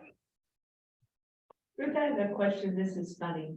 When you have the sun coming in on certain views, like the last slide, is there any plans to have anything that will store that energy, stone inside, or something that might store that energy in winter? And Oh, yeah. That's a great point, Bunny, because you're right. Thermal mass does a lot of work for us, both in the winter and in the summer, right? It keeps us cool, it keeps us warm. The bottom portion of the building is all stone, and that goes on all four sides. So we are trying to use that thermal mass at level 1. But materials like that with that kind of thermal mass are also heavy. They are also labor intensive to erect. And so it makes sense for us to use it at grade where we can rest right on the ground and the weight isn't as much of an issue. But the higher up we use materials like that, whether it's stone, concrete, etc., it just starts to put, we need to spend a little bit more on the building structure to be able to carry that weight. So we're not proposing that for kind of up high, but we are using that down low for sure. thank you. and then Yeah. similar to the previous project, we are planning for photovoltaic panels on the roof that will capture all that sunlight and convert it into energy that we use for the building. Yes, that's still part of the project. Absolutely. So this is an image kind of straight from our model. So, you don't see the landscape yet, trees, the bike path, all of the kind of context that exists. This is kind of straight out of our computer, but this is also the same software that we use to model what the sun is doing and get kind of an accurate read on shadow, illumination, depth, texture. So that's what you should look at this image for. You can see the band of stone at the bottom of the building. And know that the ground is not, perfectly flat. It's doing some things like we said on that site plan, but you can see how the faceted nature of the building starts to be really dynamic. There's portions that, you know, as you walk past this building or drive past it on 27th on that, you know, that people kind of cruise on that street. So imagine if you're going along the street, you're going to see these kind of faceted, you know, pieces kind of feel like they have motion, even though they're very static. It's almost like when you flip a book and you say, you know, you see that kind of that motion. So the pieces that appear a little bit more dark and reflective here are the glass. And then the pieces that kind of have the tan are that metal, solid and metal perforated piece. And where it appears wider is kind of because we've given it more glass, and it's also angled in a way that in this view, you're seeing it more straight on. We have more solid over by the meeting rooms, and then areas of much more glass as we get to some of those destinations that you saw on levels 2 and 3 on kind of the middle and left of your screen. And what's really exciting about this also, you're probably wondering, hey, why is the top of the building, you know, not flat? Well, we're trying to conceal some things on the roof of the building. We've all seen the tops of buildings that look like, you know, all the junk just came home to rest, you know, and we see it up there, right? It's mechanical units, it's the overrun for the elevator, it's the required stair access, you know, fall restraints. There's a lot of really important equipment up there, but it doesn't mean it's great to look at. And so what we're trying to do is conceal where we need to conceal, but then not spend money on an overly tall parapet where we don't need to. And so this is a way for us to create a kind of a dynamic expression, think of broken top, but that is actually has real functional intention behind it. I'll pause for a second. I know we have more views and we have a video. Here's an up close view. Imagine you were walking toward the west entry. Again, the topography and the landscape is not modeled in here, but this is kind of what you might see of the building. You're seeing kind of the wedge glass areas facing out to the northwest. You're seeing the perforated screening, shading elements that are kind of right. Oops, I shouldn't have used blue. That was silly. Here, this is kind of a fixed perforated shade that doesn't move. It's, you know, fixed in place. And then here are these kind of solid panels. And we're thinking that will be a metal panel. It'll really hold up to the elements. It will last a very long time. It's lighter weight so that we can hang it off the structure, you know, in a way that you know, is rational. So we'll continue to explore metal products with you, but we think that between the stone on the bottom, kind of the metal and the glass, we really start to get to something that could feel pretty dynamic here. Let me know when you want to go to the video. Or Yeah. you want to do that now? Yeah, because I don't know how many more. Oh, we have the one other image. Yes. Yes, great. Okay, so this video is just really trying to give you a sense of the movement of that west facade. It is a little fast, so it's going to probably loop around twice, but it'll just give you a sense of exactly how dynamic this west facade could be. I don't know, maybe only in a car would you really perceive the speed at which this video is being kind of played.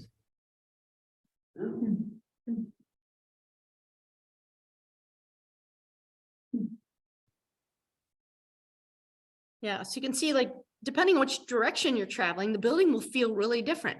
And if the light's bouncing off of the building, you're going to read that. There's going to be different reflections, different times of day. The building will feel like it kind of changes according to the time of day and according to how you are kind of moving near it. The other thing I will say is we spent a little time talking about this yesterday, but we're spending this amount of attention mainly on the west side of the building, because this is where we do need to do the most work to protect the occupants in the building from the glare and the heat gain. At the same time, the south is easier to control because it comes in at a different angle. So we have a kind of a little bit of a soffit or an overhang there at the meeting room. And then on the east side of the building, we really are not getting morning sun to the degree that warrants, you know, kind of a faceted approach. So you will see it will appear similar on the east side, but it will not have the kind of expressed wedges or shingles. It'll just be a little flatter. Here's an image at night. And what's really great at night is that wood structure that we have, the columns, the beams, the wood floor decking, all of a sudden illuminates when you see the building at night. And by night, it could be, 4 p.m. in December. But all of a sudden at night, then it has even a different kind of expression. So I think the changing qualities of this will really, start to exemplify that dynamic, future forward, exciting place that you promised all of your users and your voters. Here's an image inside. So, we realize that if you go to any library, the first seats that are taken are the ones by the window. So the other thing is we talked a lot about how to protect from the heat and the glare, but we want a ton of seating right near the window in the daylight where people can see the views and just feel that sunny little, warm pool of light. So at the same time that we've been working on the outside, we're equally at the same time saying, what does that feel like inside? So again, we have not put in all the shelving. We have not selected furniture, but you can see here the scale of the space, the scale of the windows, and you can see kind of how they are different. They feel like different widths as you kind of move through the space. So we think we're also creating really wonderful window seating for all of your patrons throughout the building too, that will be comfortable. Yep. So here again, I talked a little bit about the east. You can see how the sketch feels a lot like the west. The difference is that the skin of the building will be more flat, but it will still have kind of that. It will feel like one building because we've created kind of a similar strategy. Here is a view. We're on level 2, but now we're on the east side of the building, looking kind of toward the parking lot. And again, you see how we have these nice tall windows and that structure really gives it a warm feeling to the inside of the building. Yeah, but what you see is the windows aren't faceted on the east side, and really that sun study that Ruth was talking about earlier was the fact that on the west side in the afternoon, we really do want to block that heat gain that we get in those summer months. But on the east side, it's not actually as critical to block the sunlight because the sunshine comes up in the morning, and then by about 10 o'clock or 10 a.m. in the morning, the sun is already past these windows. And actually that 2-hour zone of time where the sun is kind of coming in is actually helping to heat the building in the morning. So it doesn't require all of that kind of geometrical articulation that we're showing on the west side as much on the east. Yeah, and we will still have motorized roller shades. We still think that's an appropriate backup approach, but what we have done is minimize the amount of time that the mechanical system will deploy them so that you have way more of the day that people can be enjoying the view and you don't have kind of that shade down all the time. So that's really what this exercise is about. Here we go. Interior view close up on level 2, east side. We're starting to work on some renderings for the end of schematic design. You can see here a view of, we're going to switch this around so the sun is actually coming in the morning. So you'll actually, right now the sun is on the west, so it's kind of coming at your eyes in this view, but we're going to rotate the sun vantage point so that this side is of the east side of the building is not in shadow. And it's lit as if you were arriving to the library in the morning. Just off the right side of the screen, we're going to be able to point to the covered bike parking. That was really a big request. You're seeing the entry to the arrival area in the middle of the screen, and then we'll be able to start embellishing that event terrace and its shade cover on the left. So this rendering has not been kind of processed yet, I would say, but it is a quick snapshot of the vantage point that we will begin to develop.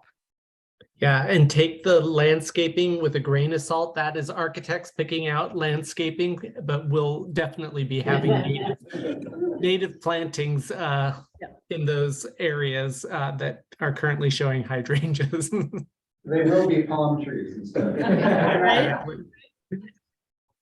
Yeah, here again, and I think this is actually the view we liked better, where it wasn't kind of straight on. It was a little bit more of a angled shot where you get a little more view of that event plaza and the spill out from the meeting rooms. You still get to see that front entry. I think that might be that last slide that we have. Yeah. I'm going to stop sharing, but I can go back to any of those slides if there are slides we want to go back and revisit. Yeah, I think just in summary, these were significant changes to both the site design and the program layout in the building. But man, we're seeing some really wonderful benefits, efficiencies.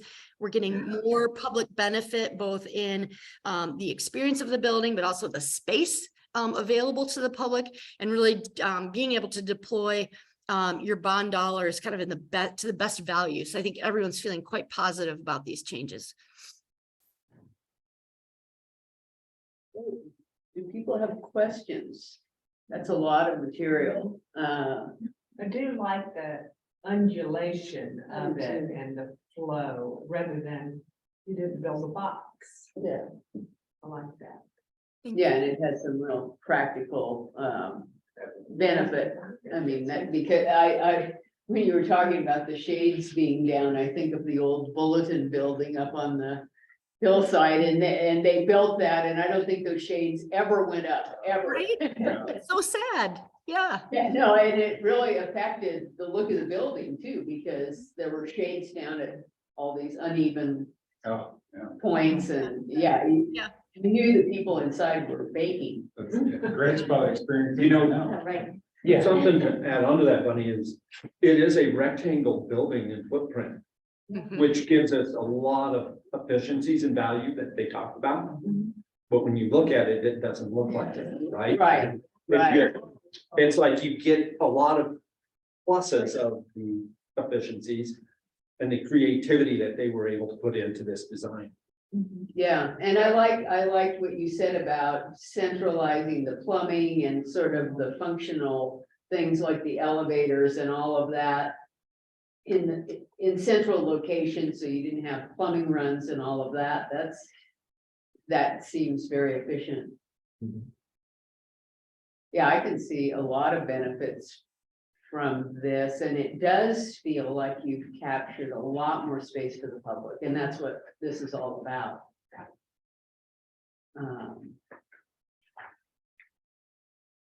And So- there is a cafe.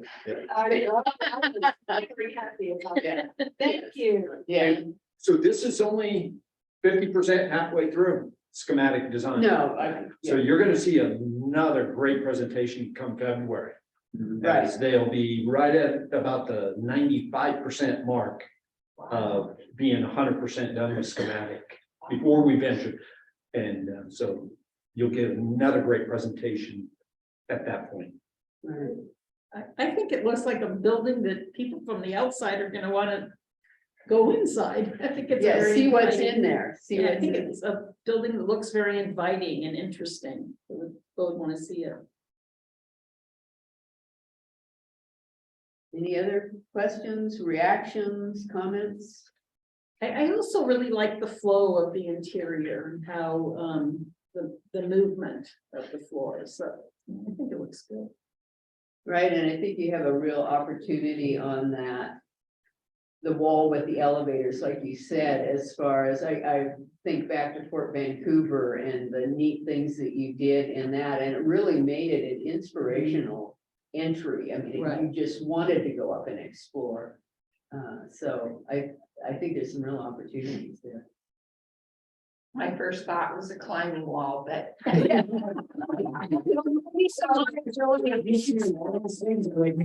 Yeah, exactly.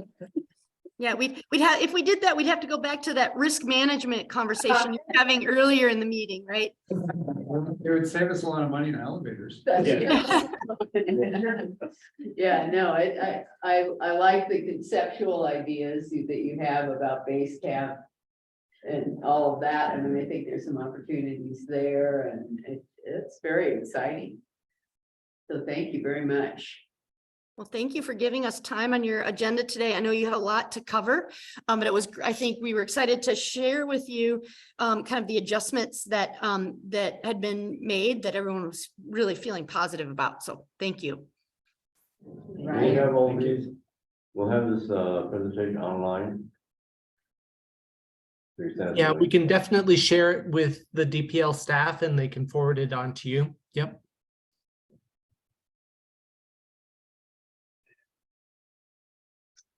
Okay, Thank you. all right, thanks Thank very you. much. Good to see you both. Happy New Year. Yep. Happy New Year. Okay. All right, that was a lot. Yes, a lot to follow, right? It's like, Well- it's so exciting. I get excited about that because I think it's just really a dramatic change. And, you know, we talked a little bit last month about, hey, this is happening. And you're seeing the benefits of it. In my mind is that it's just such a positive adjustment to our design. And, you know, one of the things is there's certain points in the project that you can actually make positive change. And it's now, it's at this early stage where we can do it and still maintain, you know, our overall goals of the program. You know, if we were in construction documents or building the building, you can't make this kind of dramatic change that is going to really set this building up for the future, right? We design buildings to last 50 to 100 years. And this was that opportunity to really get it right.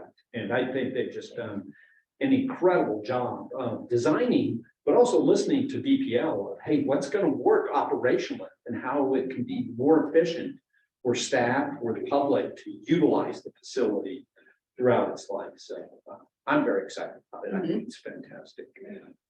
Jumping into some of the regular business schedule, you know, over the last month, we finalized the master development schedule and updated it and published that, and that's published out to our team. It's put on the website. The last adjustment that we made was finalizing our schematic design schedule. How long is it going to take on Stevens Ranch? I can tell you that Sisters, Lapine, Sun River, Redmond are all consistent in saying that didn't really change anything there. Stevens Ranch, we made the final adjustment from where we were at the December meeting. We did a final 3-week adjustment on Stevens Ranch, and downtown Bend automatically shifts out because it follows, you know, over the coming 2+ years that we have to work on the project. You know, I have a goal to look at, hey, what can we do to accelerate our downtown Bend so it doesn't take so long to finish? I think there's some good opportunities out there that won't recognize for a year or two, but something that, you know, is already in my thinking. How do we plan that to be highly efficient and utilize all the time we have it up front while we're building Stevens Ranch to get it designed, get it permitted, and pre-purchase as much as we can. So just a note of what I think about when I'm looking at this. The other thing that really struck me this month on the schedule is, you know, almost 2 years ago, we created our schedule and set some major milestones. And those milestones were, we're going to start construction on new libraries in January of 23. And we have 3 projects that are going into construction right now. We are emptying out. Sisters is emptied out, Lapine is emptied out, and Redmond is probably halfway emptied out. I get emails from the team showing me pictures of boxes going to our temporary storage and our temporary facilities. You know, we got the trailers in for Sisters. I don't know if you saw that on the news. I thought that was great. And so they're all done, set up, blessed by the city and county, and DPL is starting to move in furniture and gonna set up a collection to get that temporary. Redmond, I saw pictures where there's shelving going up, there's books being taken into it, and so just very exciting about how those pieces are coming together. We got Sunwest and Kirby, both of them are geared up on Sisters of Pine and Redmond to go and start all of their work. You know, all their contracts are done. We've got the subs engaged, and so it's very exciting to me to look back and say, wow, almost 2 years ago, we said, this is a major goal that we want to achieve, and we're here.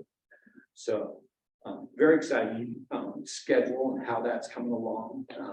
Didn't really see too many other changes in that.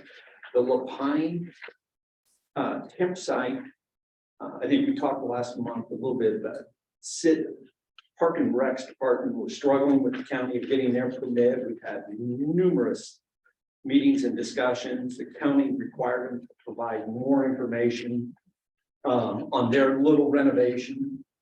It's 900 square feet, and they're treating it as it's as complex as our renovation for Lapine. So they had to go back and update their plans. All that got submitted right at the end of December.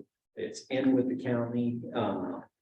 It's not a lengthy completion of their TI once they get their permit, which will then let us open that temporary spot. So of all of them, we adjusted that schedule and pushed out the start of construction so that we could maintain the service from the existing library, from the lobby service that we're running. We'll have a downtime for a little bit of period once we know when they got their permit and how long that will last.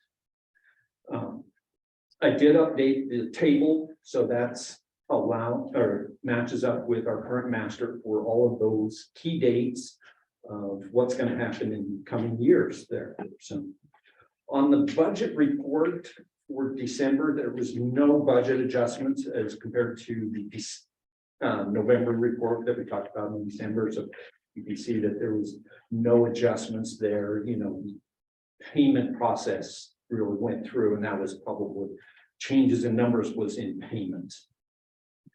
The overall budget, you know, it's still healthy. We're going to go through a budget analysis period here for the month of February and into March. So what that means is we're going to be finalizing the Redmond costs on their GMP. There's some trades that we hadn't bid out yet, and Kirby's going to be bidding those out. So that would really help us finalize some of their construction costs. We're updating our FF&E budget on Redmond because we've gotten a lot of pricing in on Sisters and Lapine for shelving systems, for our furniture systems, that we can now see, hey, actual cost for that chair as compared to the budget. So Miller Hull will be doing updates to their FF&E budget, the whole team will there, and really allow us to update, reevaluate where we sit, see how that's going. We'll know what our permits and all of our SDC fees with the city are. So that's another big number that's in the budget that we get to refine and make sure, hey, we're in line, and we actually believe that's going to come in under budget. So at Redmond. With Sisters and Lapine, we're, like I said, going through and pricing out all of our furniture systems, and we'll talk more about that, but that's going to let us help to refine those numbers, as well as Sun River, because again, we learned from Sisters and Lapine and apply it to Sun River. Sunwest Builders is finishing a budget update this week on a progress set of construction documents for Sun River. And so we'll have that, and we'll see that goes again to help us update our estimate.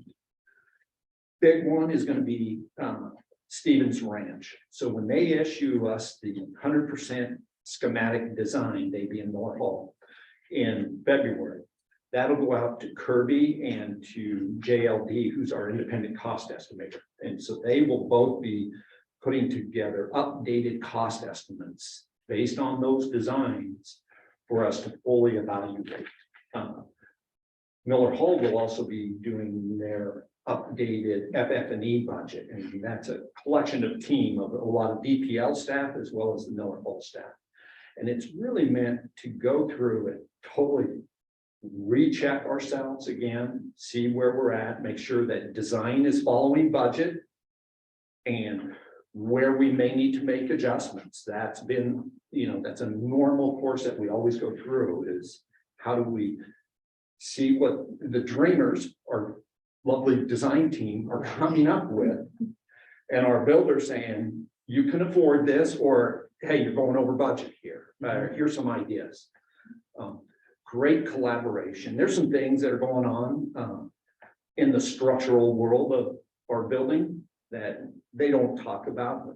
They're very creative. We had what are called brace frames, and they're a big steel X frame, and they were going to be out in the middle of the space, and they figured out how to eliminate them and move them into the core where those restrooms were and the elevators. And why that big concrete wall at the elevator is that we're going to go with concrete shear walls versus steel brace frames. And it is looking to be very effective cost-wise, but also space-wise, because now we take all those structural elements and we bury them and hide them in walls. Or in the case of the elevator, leave them exposed for a great architectural appearance. But I think that interplay is working really well with Kirby, SunWest, and our design team, both Miller Hall and Steel Architects, who's very active in all of this. And I think that that's been very positive, but that's going to happen throughout. It's kind of going on now, and it'll run all the way into March.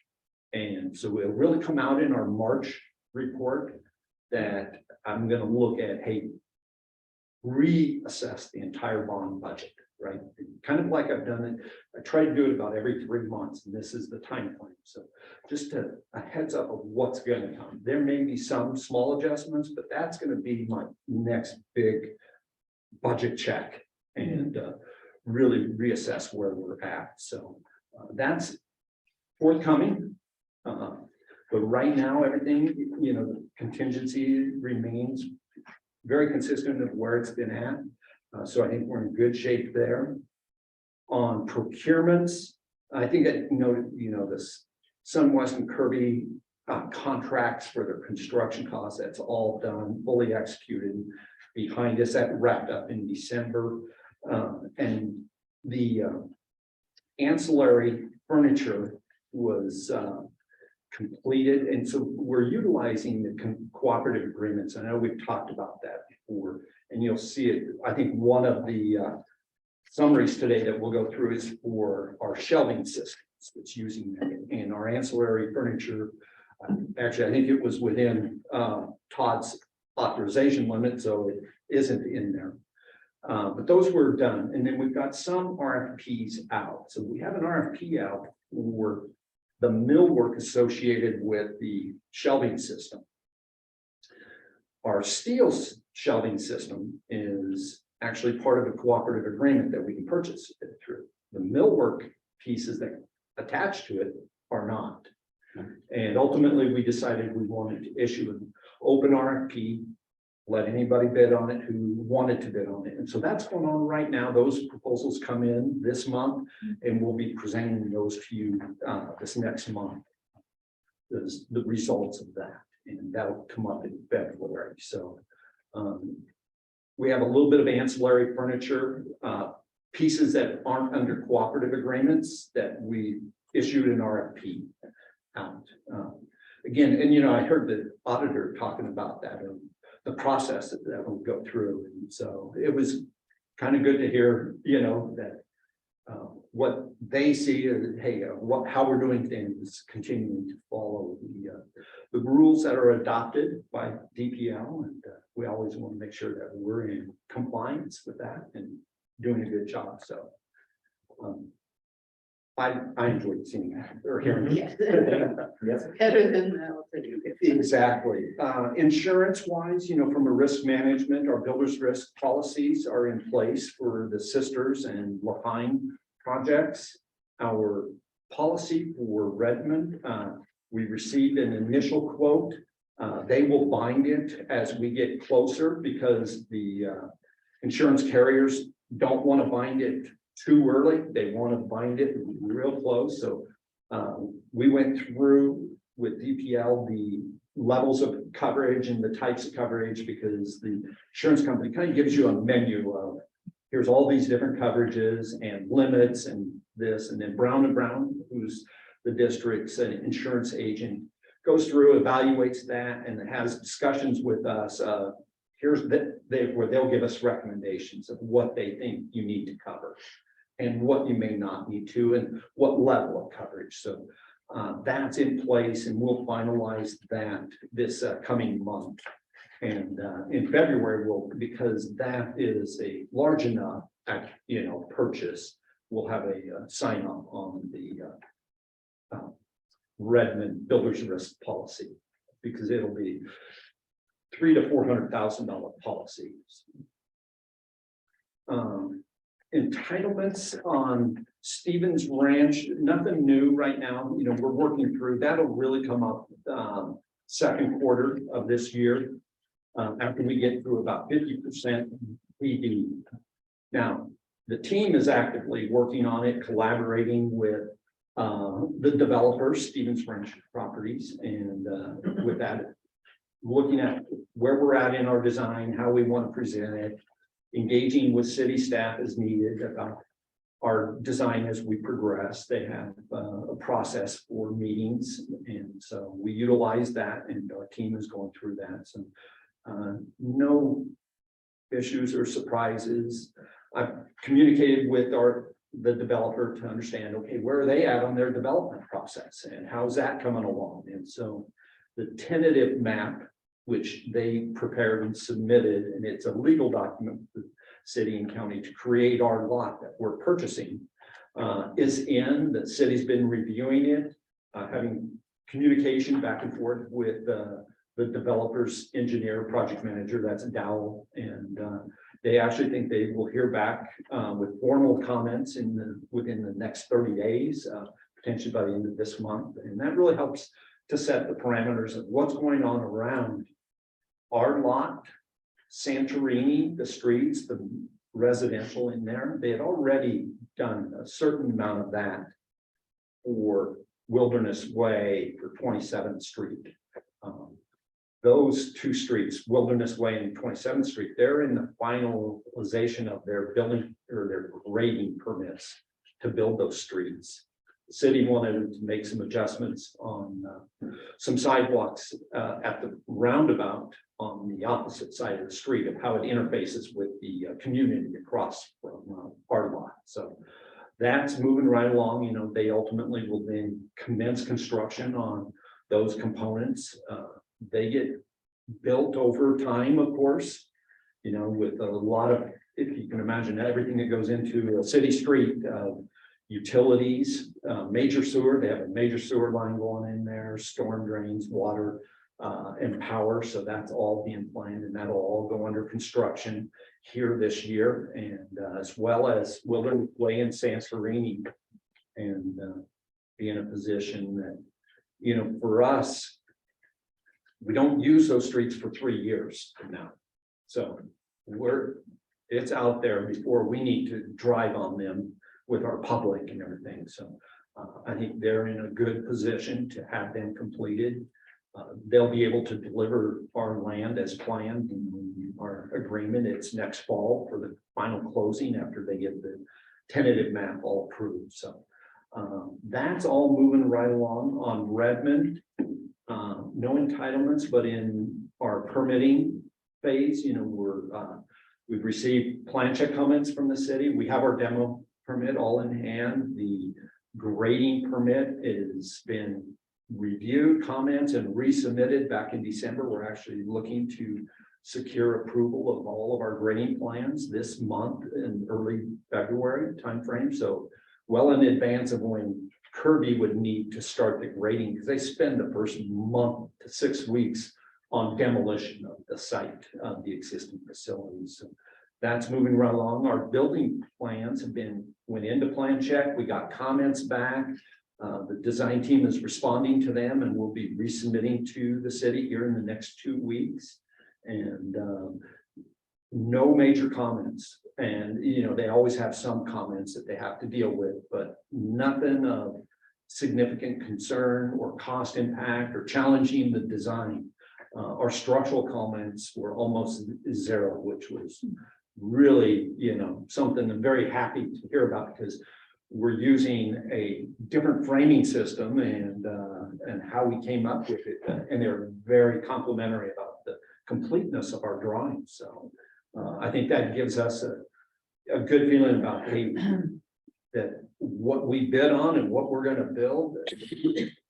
Our plan checkers, our reviewers have a high level of confidence in that. So, you know, I think that's just a good indicator of the quality of work that our design team is putting out right now. With Sisters in Lapine, there's really no more work there going on design wise, because we're done, permitted, ready to go. We're bidding out all of the last. We're fine tuning a little bit on our furniture as we get down to the actual purchasing of that. On Sun River, we're at about a 50% construction document phase right now, and moving towards 100%. We'll actually be done with that this spring, and it's planned in our schedule, and so that it'll be through the plan check process and probably permitted long before we actually commence because of phasing. But that's moving well as far as that design process. So, you know, I think as far as all of our design elements, I didn't really go back through Stevens Ranch because you saw it. Questions on anything? Yes. I've got a couple questions. The date for when the demolition, the very beginning of the demolition of the Redmond Airport, is that going to be sent out? We will. We've been communicating. So the current plan is for Kirby to start mid-February. There is a chance, though, because our move process is going so well right now that we may be completely out of the building and able to hand it over to them by the end of January. And so we've talked with Kirby about, are their subs ready to go? Because they've been told, hey, we started in mid-February. But once we kind of fine tune that date of if we're going to give it to them early, then, and Kirby is talking to their demolition contractor already. We started that planning effort to say, hey, if we can give it to you early, can you start early? And what's your schedule? The first couple of weeks is going to be temporary fencing, getting mobilized and getting in there. And then there will be a date. But yes, we will publish it. We talk with Chantal for communication purposes regularly about what that timeline is going to look like. And then also, I noticed in your report about how the Lapine temporary space, there's been kind of a delay. Is that going to have an impact, a negative impact on the beginning of construction for Lapine? We pushed the start of our construction about a week right now. We talked to SunWest and said, look, we want to hold our end dates. We felt that that was reasonable, that there's ways that we can either they can compress their work a bit, or as we get down to the end, we can overlap the installation of furniture and that with some of the final completion work that SunWest would do, final punch list, final, you know, those elements that could go concurrently to hold our end date. I think if anything, it has a little bit of an impact of we'll have to stop the lobby service for Lapine during that time period of when we're starting and when they are still finishing up their tenant improvement. Once they finish their tenant improvement and we can take occupancy, I think we can move in and get it set up within a reasonable time, you know, a week or so. We would love to have 2 weeks to do that, but I think we will kind of push ourselves to the minute we can get it up and running, we will. Okay, and then this is more of a question for the DPL staff, but are you guys hearing anything from the patrons about the shutdowns of the libraries or the temporary spaces, has that all been relatively accepted so far? Yeah, so we, through the end of November and December, we did public Right, engagement moments in La Pine, Sisters and Redmond. right, And not a lot of, really just people curious about, we see changes are coming. As much as we've been promoting for the last 2 years, a lot of people that are just realizing that we're doing something. But no, it's pretty much our staff is handling a majority of those questions. I'm gonna be out in Redmond the next 3 days until our final day. Just in case we're getting that, but really, that's been most of it. Is a lot of it is just kind of re-explaining, hey, this is good, what's okay, coming. great, just want to make sure that the public is aware and accepting of this, okay, great, thanks. And Cynthia too, we are gathering all the information of the neighbors closest, like within a 3-block radius of the Redmond Library, and having communications with them directly, because they will be the most impacted and more than any other Right. library really. Okay, So yeah, so just, we've met with them once. We had a special event for just the neighbors to come Right. in. I think you were yeah, there. I went there, Yeah, and then we asked them that evening to spread the news and get meetings of other neighbors. good, And so they have done that and got me some good contacts. So, yeah. okay, great, Yeah. thanks. If there isn't any other questions on the monthly report, I'll jump into the 2 executive summaries. Okay. Okay, so the first one was on the space saver shelving procurement. And so this is the metal shelving system. Space Saver is the manufacturer and their dealer is Space Saver Specialists. And they're the dealer for the state of Oregon. Space Saver is in one of the cooperative agreements, actually in 2 of them. And we chose one that we felt was going to be most beneficial to DPL, and that was the Sourcewell cooperative agreement, and had them price. So this is the award to Space Saver for Sisters and Lapine metal shelving component systems under a cooperative agreement. And maybe a quick reminder of what those cooperative agreements represent for us. They are essentially helping us to handle the competitive element of the comparison of different vendors. Vendors compete on a contract to work with the competitive procurement agency. And so they have to put together competitive pricing, scope, and bid the work initially for like a big umbrella contract. And then as members of those agreements, we get to take part in that and utilize that almost like a pre-vetting so that they've gone through the RFP selection process for us. And that's something for all public utility agencies, districts, and groups. We also went through with DPL's legal counsel to review these cooperative agreements and confirm that their view of it and the model rules that are adopted are in compliance. And also they helped us draft all of the contract agreements that we utilize for these so that it properly, it's our contract that ties into the cooperative agreement contract. And so we still get the benefits of what I think are really good sound contracts that DPL utilizes and the safeties that come with that. And so, and the vendor, we share those contracts with them so that they know here's what you're going to ask you to sign. And it's been working very efficiently so far. Just kind of back up, we did it with our movers and with our ancillary furniture. There's actually a lot of things that we can buy through this process. So it's a very efficient system and cost-effective system too, because you get the national buying power of national type contracts. So the component that you will see next month, and I mentioned this earlier, is the millwork component of our shelving system. So you have the metal shelves, And generally, there's a wood top, and on the ends, there's wood, and there's display units that are more custom wood than metal shelving, or some are still a combination. And so that we broke out as a separate RFP and put it out. We know that Space Saver is actually, Space Saver Specialist is going to propose on that as one of the proposers.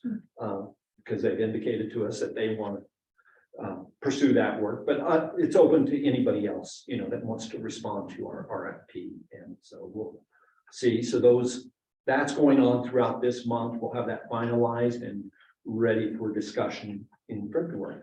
So with that, unless there's any questions about it, I did attach a fairly lengthy copy of their proposal on this one. Not with the intention that you guys had to look at it. I thought about it after I did. I thought, oh, I hope they don't try to read that whole thing. Because it's Okay, a I lot. tired them out with the annual financial statement. Good. It- Up this fire rack. Exactly. Any questions for Greg about this? Thank you. Mhm. We don't need. So there is Oh, there is. Yeah, an There is authorization motion. for Todd's signatory. Oh, okay, that's right, okay. Was there an original amount, was there an amount in the original budget for this? There is, it's blended into all of our shelving systems. In the way, so in our FF&E budget, there's a breakout of, you know, all the different components, and shelving is one of them. And it isn't broken out as cleanly of what portion is the metal versus the wood components. Based on where I think it's running right at the budget of what we believe the metal portion is. We're gonna see where the wood portion, the wood is where the more customization comes in. And we'll see how that shakes out.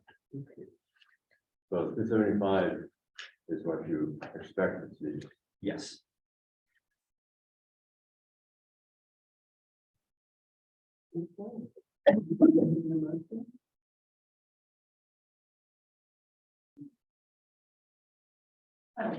To authorize the library director signing authority up to $275,000 for the Sisters and Alpine Libraries shelving contract. Second. Okay. Any further discussion? All those in favor? Aye. Aye. Okay. Motion approved. The second summary, and thank you for letting me submit it late. I have been working on this, and over the holidays, it took a little longer. So this is with Miller Hall and their architectural design fees for Stevens Ranch for the implementation of the schematic designs that we saw today. So, you know, as they work, they gave us a fee to do the initial design, but to incorporate these, there is a contract adjustment in there. And once we were able to confirm that the direction that they were going, which is what happened in December with, we said, hey, we want you to rethink this. We had to let them go, rethink it, show us in December what they were thinking of, and is it actually feasible and possible, you know? Is there something that would say, don't do this? And they determined in December, yes, that's true, possible. And they had direction then of how to finalize it. That's what let us finalize their schedule. And then from there, they worked on a fee proposal that they gave to us, and it hit right at Christmas. And then I lost a week between the holidays, between all of us being out. And so last week I spent a bunch of time with them going through, getting this reviewed, reconciled. And so it just showed up a little bit late in your missing the board pack. So I apologize on that. One component that I wanted to do, and it's on page 2 of it, is I wanted to re-look at we've had a number of changes to Miller Hall's contract. And I wanted to kind of step back and say, okay, what have we done to date? And what have we asked of the board in the authorization levels? And because I knew that often I'll ask in an authorization for slightly more than it may be, to allow for us to finalize any contract negotiations and adjustments.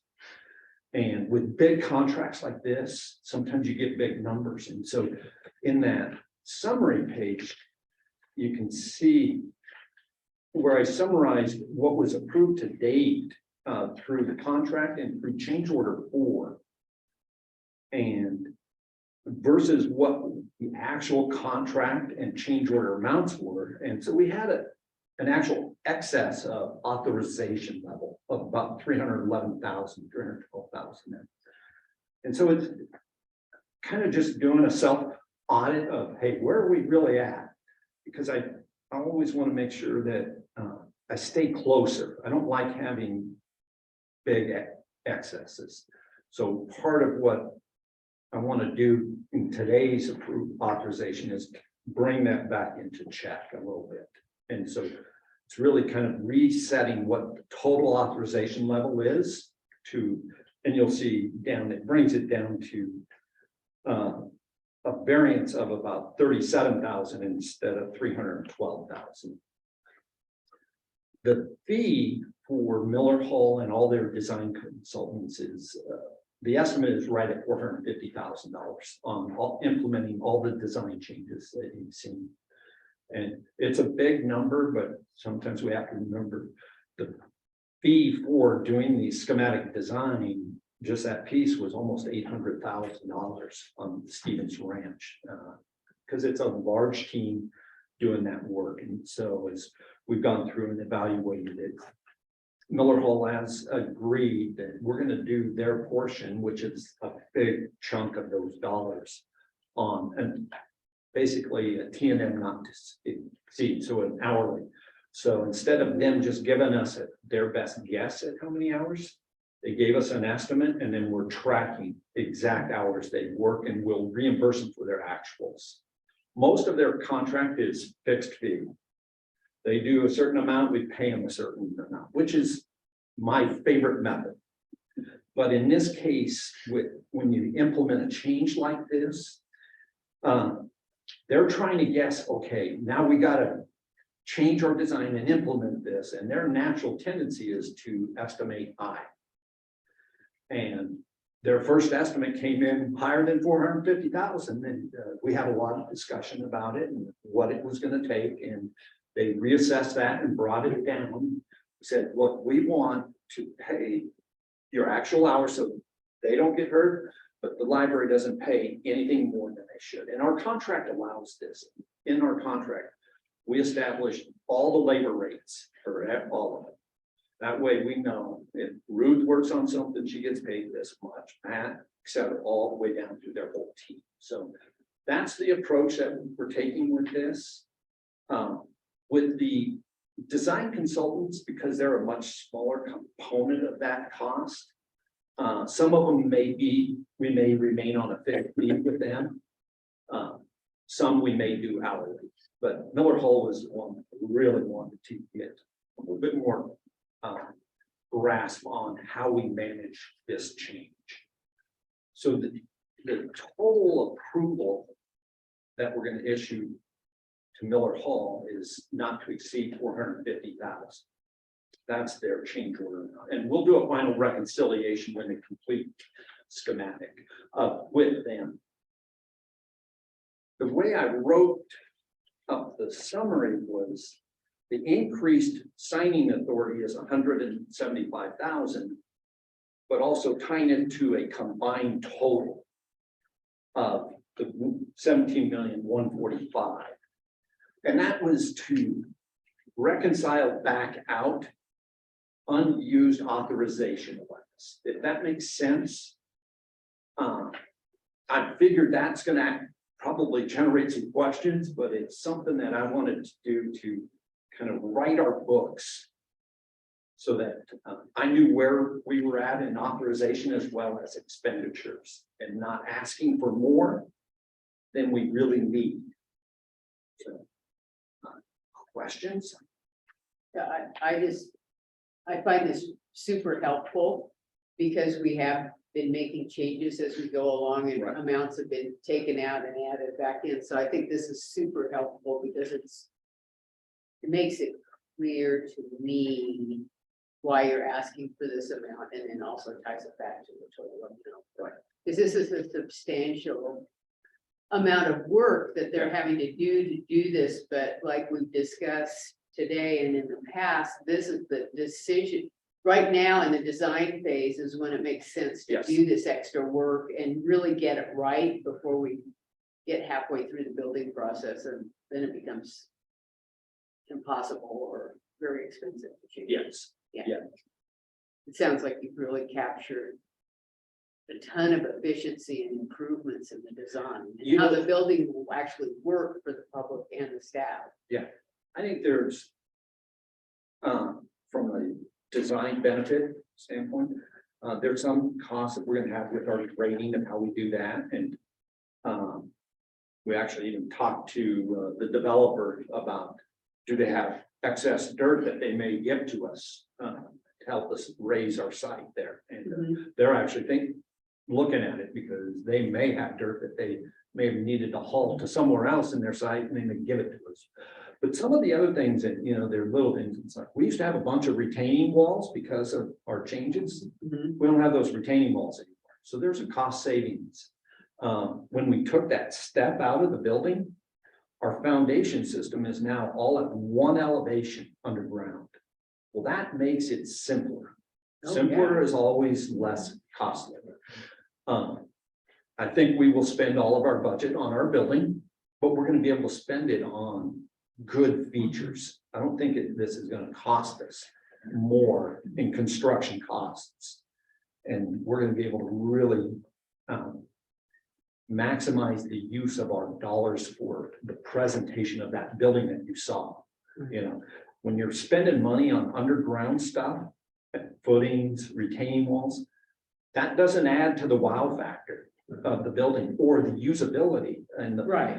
and Functional. that, yeah.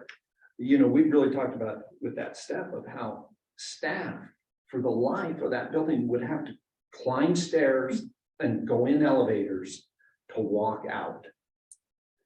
And when you think about what's that mean over the life of a 75-year, 100-year building, that's extensive. And so, and that's just one of those little things that you really see the benefits of this design. Mhm. When we moved from Roble to Stevens Ranch, I remember, Miller Hall decided to keep that same contract, funding or something. Is this kind of an adjustment to some of that also? Yeah, so we had, they had performed a certain amount of work under their original contract on the Roble site. Mhm. When we moved to Stevens Ranch, we looked at and said, okay, what work has to be done on Stevens Ranch? Mhm. And where did we stop contractually Mhm. in our spending? And so they pretty much matched up, for the most part, like the conceptual. We had a new conceptual phase and a new schematic phase. And that's about where we just started into the design development phase on Roble. We stopped. And those fees that they charged there were very close to the original. They were slightly more, but not excessively, and it had to do with the fact that we were now going to have a longer period. Originally, we had planned to build or design Redmond and the Central Library concurrent. And there's a lot of efficiencies of the team working on both of them at one time. And so we lost a little bit of that. So it was slightly more, but not a significant amount that we've approved. So it's very consistent. And I will say, when you look at their change orders today, this far in, the change orders were driven by things we've asked to change. Right. They, to a fault at times, are very giving. We ask for things, little things. They don't say, oh, that's a change order. Oh, that's a change order, right? They say, okay, we'll get on that and we'll figure it out. We have to watch And along with them, we talk about this, of making sure that we are efficient so they can be efficient. Especially with this change now where it's Redmond and the Central aren't together. But they have really tried to work within their contract from that standpoint. They're a good partner in that sense for the library. Okay, any other comments, questions? No? If not, we entertain the motion. Make a motion. I move to authorize the library director additional signing authority up to $175,000 for the revised Stevens Ramp schematic design service and Miller Hall's contract and change order total of $17,145,921. Is there a second? One second. Okay. Any further discussion? Let me ask you, Greg. On the board authorizations, our original contract was $13,550,000. The architectural. With all the change orders. It's $16,970,000. So essentially. We authorized another $3,420,000 and change. Right. For that. What you're saying is. It didn't cost all that much. Correct. Okay. But now they're asking for another 450,000. That's about. Correct. So we'll be at 3,008,900, almost 3,009,000. Beg your pardon? Right. In change orders. Change order. Yeah, that sounds about right. Just looking at it. That's a lot of money. It is a lot of money. Yeah. I have. That's a qualm for me with these. You know, it's not our money.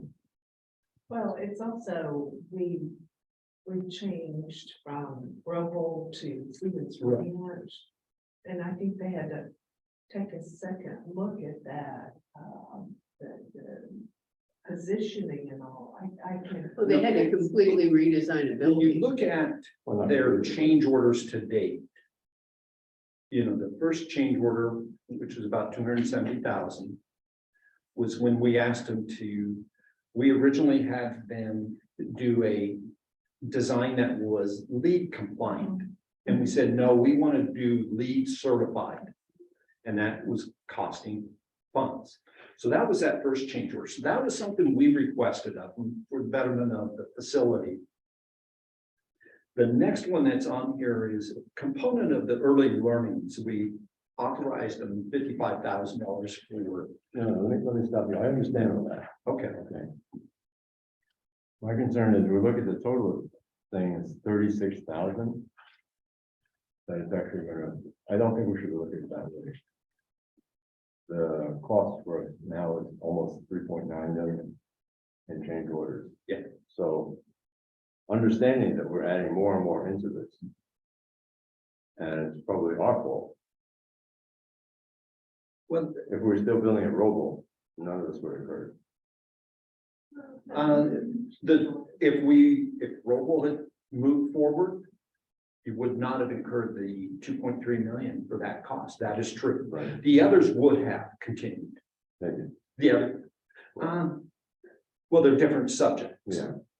But I'm just saying we should be looking at this, not, I'm getting, feeling we're getting 100,000 here, 1 million there, and it's starting to add up. What other change orders are you seeing in the future? From Miller Hall, None? none. We have one small one that's going to be in about the $22,000 range, where we want them to assist us with our temporary facility on Sun River. Just like what they did on Sisters, which is a temporary trailer, because that wasn't a service that we bought from them initially. So that's the current only thing out there outside of this. So after this, we're gonna expect to see no more change orders for the architectural side. I would say that right now, there's nothing planned, not anticipating anything. Is it possible that we may ask them to do something? Yes. If we ask for it. Yeah. Right. But they have not requested anything. Again, all of these changes were per our request. Right. They have not asked for any additional cost because of something, without us asking for it first. Mhm. Mhm. Yeah, change orders always come from the owner. Yes. Okay. All right. Okay, any further discussion? All those in favor? Aye. All right. Opposed? Motion passes unanimously. Okay, Robert, Yeah. library facilities. Enlighten us. I'm going to pull up a short presentation just to share with you all. So let me take my mask off here too, that way you can hear me loud and clear.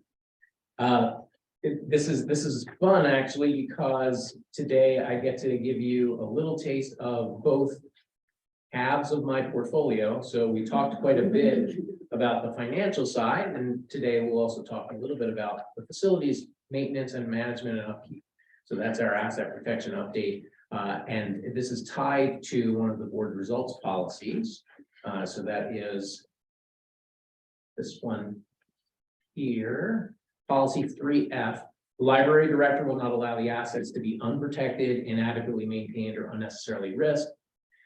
So my predecessor, Denise, took that and wrote up a vision statement that I feel still really does capture what we try to accomplish with our facilities management. We have a vision of making sure that our facilities are safe and welcoming and of appropriate size to meet the needs of our staff and customers. And what does that mean today in this particular year? Well, we'll talk a little bit about some of those elements. I also like to throw in a couple of pictures throughout the year. Several of these are ones that get posted by our community relations department into our social, or other ones that we've taken internally as part of records of what we're doing. So that one on the left is actually it's a swearing in ceremony for people who just became new U.S. citizens.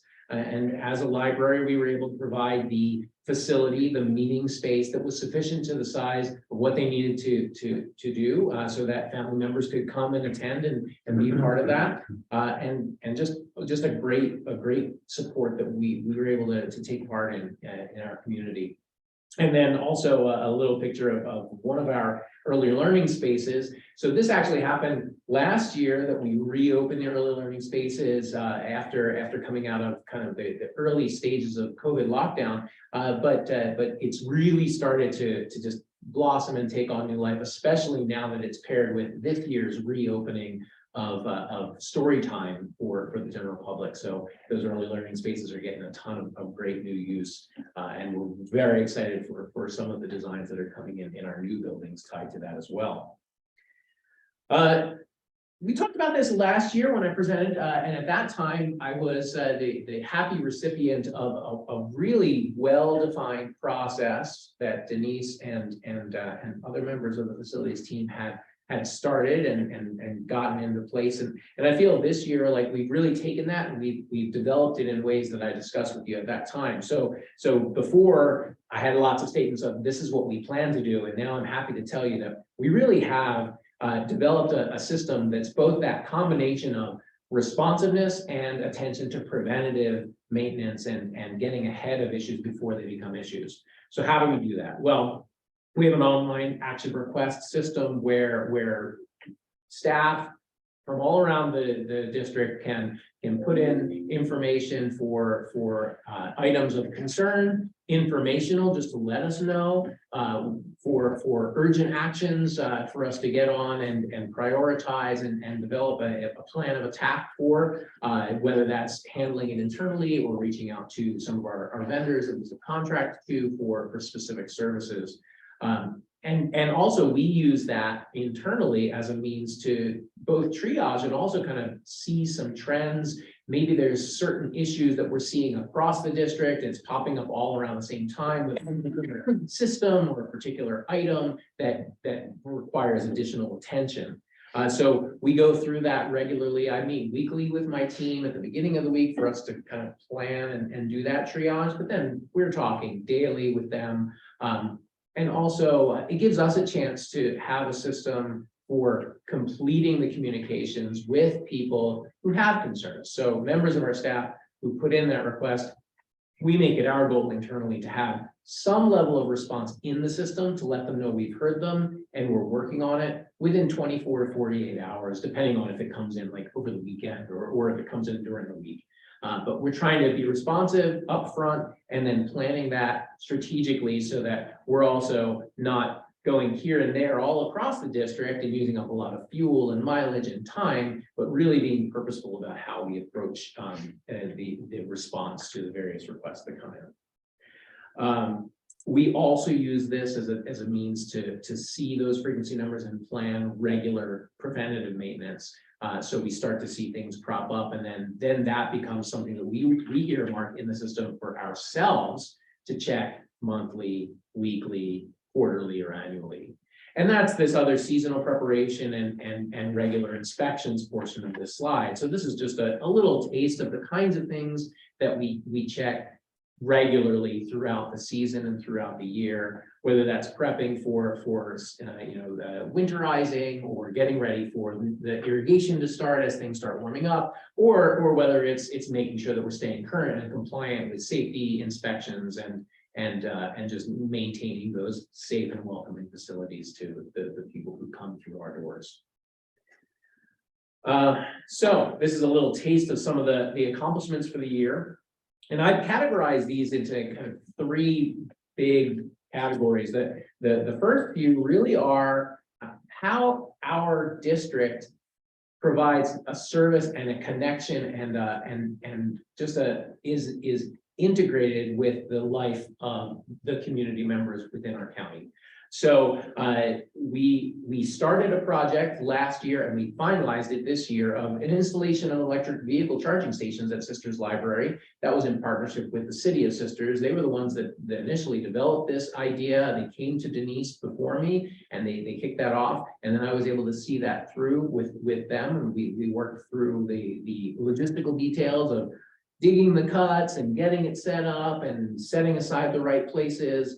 And now I'm happy to tell you that I have to tell you, every time I come up to Sisters, I see at least one vehicle over there parked for charging. So this is just a great additional service that we're able to provide to the community of Sisters for folks who are coming up and either spending time there in our library or spending it at City Hall, or maybe even parking and getting out of their car and walking and spending some time in the city as well.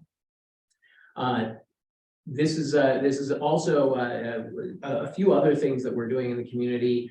This year, the county reached out and helped us to more regularly and systematically define something that we have been doing for quite a while, which is providing a place where people could come during fire season, in the heat of the summer, in the cold of winter, and have just a place where we say this all the time. I hear you as board members mention this several times, that like the library is one of the last few places you can go and spend an open-ended amount of time and not be asked to either buy something or leave.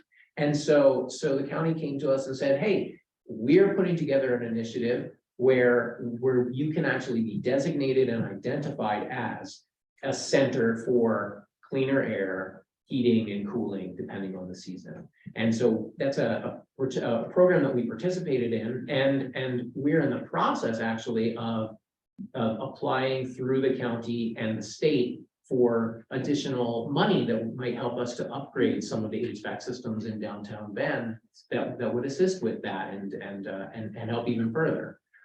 In addition, as part of what they did this year when we agreed to that, was completely free to us. They brought out these small mobile scrubbers that they're essentially, they draw air in, they run them through a very high-end filter, and then they pump the air back into a room and just provide an additional layer of clean air. We put a lot of effort into upgrading the HVAC systems across the district at the start of COVID.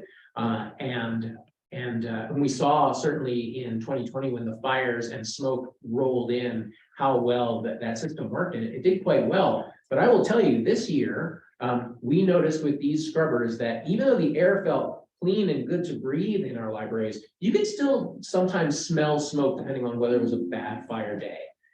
We had those scrubbers set up, and it definitely made a difference, like a noticeable difference from our customers and from our staff, that they felt like, wow, the air feels better than it did before. So that was something at no cost to us that was provided by OHA and the state. Robert? Yeah. On when there's environmental conditions like this, either weather, cold, temperature, smoke, are there any plans to have the community room open after hours when the library is closed, or on days when we're actually closed off? I don't know of any plans right now, other than our general plan, which is in all of our renovations, we are looking to make our main meeting rooms in each of our buildings accessible after hours and able to be scheduled. So that definitely opens up a possibility for making those rooms available on specifically bad days for just general use of the public. We could schedule it basically and designate it on those days. Mhm. But right now, I don't know of any plans to do that specifically, but once we have these renovations so that places like downtown Bend have an exterior access point to the Brooks Room, the Brooks Room could be accessed from the outside and open to the general public after hours, as long as it wasn't in use for another meeting. Sure. So someone like the county or our staff guys, are going to say, okay, we're having severe cold weather or high fire incidents. Yeah. We could have it open for more than just 2 or 3 hours after we close. It could be open for the 8 hours until we open again. Yeah, that's something that we have to really think through and work through most of, like, all of the departments in coordination, because there's a lot of different elements other than just Right. the shelter itself. There's the liability, there's the safety and risk factor, and the general operation, and just making sure that we were utilizing this resource, the building, in an appropriate fashion. But there's nothing that would stop us from doing it. We just need to make sure that we're carefully considering it before we go into something like that. Right. Yeah, so one of the other areas where we're continuing to connect with the community and provide this additional space for efforts throughout the county is the COVID vaccination clinics. So that's been ongoing now for 2 years, and as you saw with the parking lot being full when you park, we're continuing to do that as well. I continue to carry that from a facilities and asset protection standpoint because, again, in the buildings as we have them now, sometimes there are heating and cooling considerations that come into play. For example, at downtown, again, because before we complete renovation in that building, the only access point into Brooks Room, which is the only room that is sufficiently sized to even support a vaccination clinic in downtown at the library, people have to queue up outside and then stand at the automatic doors. So those doors essentially do remain open through the heat of the summer when there's a vaccination clinic, and through the cold of the winter when there's a vaccination clinic. And so that puts stresses and strains on the system that we can handle it, but we need to plan that essentially puts additional load on the system that may impact the maintenance schedule, and we may have to have people out more frequently. Boy, when we have an external access point to Brooks Room where we can contain that and manage that, that's a much smaller HVAC system for me to worry about maintaining and putting on an accelerated maintenance schedule. So that's an ultimate savings to the taxpayers, as well as providing service to the community for this. And then the second grouping I would put are things that most people don't see, but are happening behind the scenes to make what we do for the public much more efficient. So as part of our budget in this fiscal year, we put in some budget for an additional facilities vehicle. We actually had it in the last fiscal year, but I think I remember telling you at this time last year that the supply chain was so strung out, we weren't gonna get it by June, and we didn't get it by June. Which is good, that's why we put it into the budget for this current fiscal year. So we got that second facilities vehicle and it's in operation. In fact, we're using it today because we have to move more materials than would fit inside one van. So instead of doing 2 trips with 2 people all in one vehicle, we've got them in 2 vehicles, and then we can either have them work together to transport more, or we can send them one to south and one to north and work on 2 different issues at the same time. So that means we're more responsive to staff requests and the action requests, and it gives us just more capability and ability to move things that may have too high of a profile to fit into the van, but can fit into the back of a pickup truck. And then the other one that's kind of behind the scenes, and you say, so what, except it makes a huge difference for the people who it impacts, is we completely reorganized several of the workspaces in the admin building and downtown Bend, because quite frankly, we're in need of more and more space for our staff and for small meeting rooms for our staff to conduct small meetings and conduct the business of the library. So we took a look at the layout of admin, the layout of downtown, and said, hey, we're not near the renovation date yet, so we got to figure out what we're going to do now. And we figured out a way to make it more efficient. So we've got our community librarians all staged in a reorganized second floor. And if you haven't been up to the staff space in the last few months, you might take a look and see like all the CLs just working together in this area that's just it's an open space for them. We're able to get all their materials and their desks and everything all set up in that space to get them together, so that then they can use that as their launch off point to the various outreach and service that they're doing through the county. Same thing over here. We converted an office area into a small meeting space, and then the round robin domino effect of that was we actually moved around and consolidated several other rooms here in admin, and that enabled all of our supervisors to have a private or semi-private space for them to have one-on-one conversations with the people they supervise, because we didn't have that laid out in that way before, and now we do.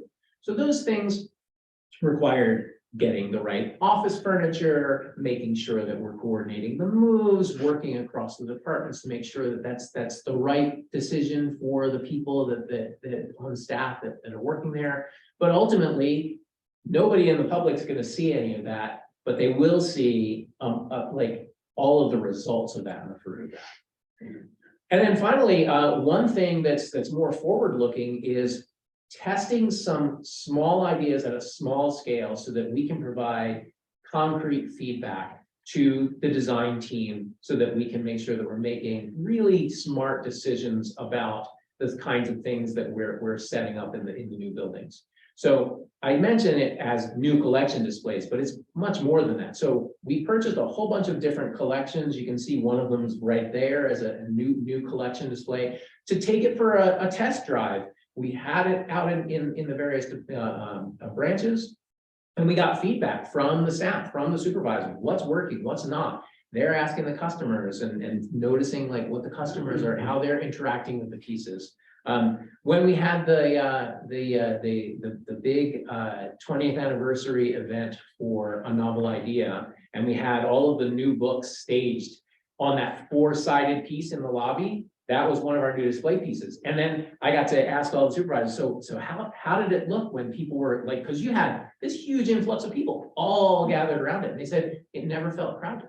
Oh, that's great feedback. So then we take all those notes back to the designers and say, okay, when we're getting new display pieces in the new libraries, here's what's worked, here's what hasn't. Here are some of the elements. So we're not telling them buy that piece, but we are telling them, when you're selecting for the library, these are the things on these pieces that worked, or these are the things that, no, we can't have that.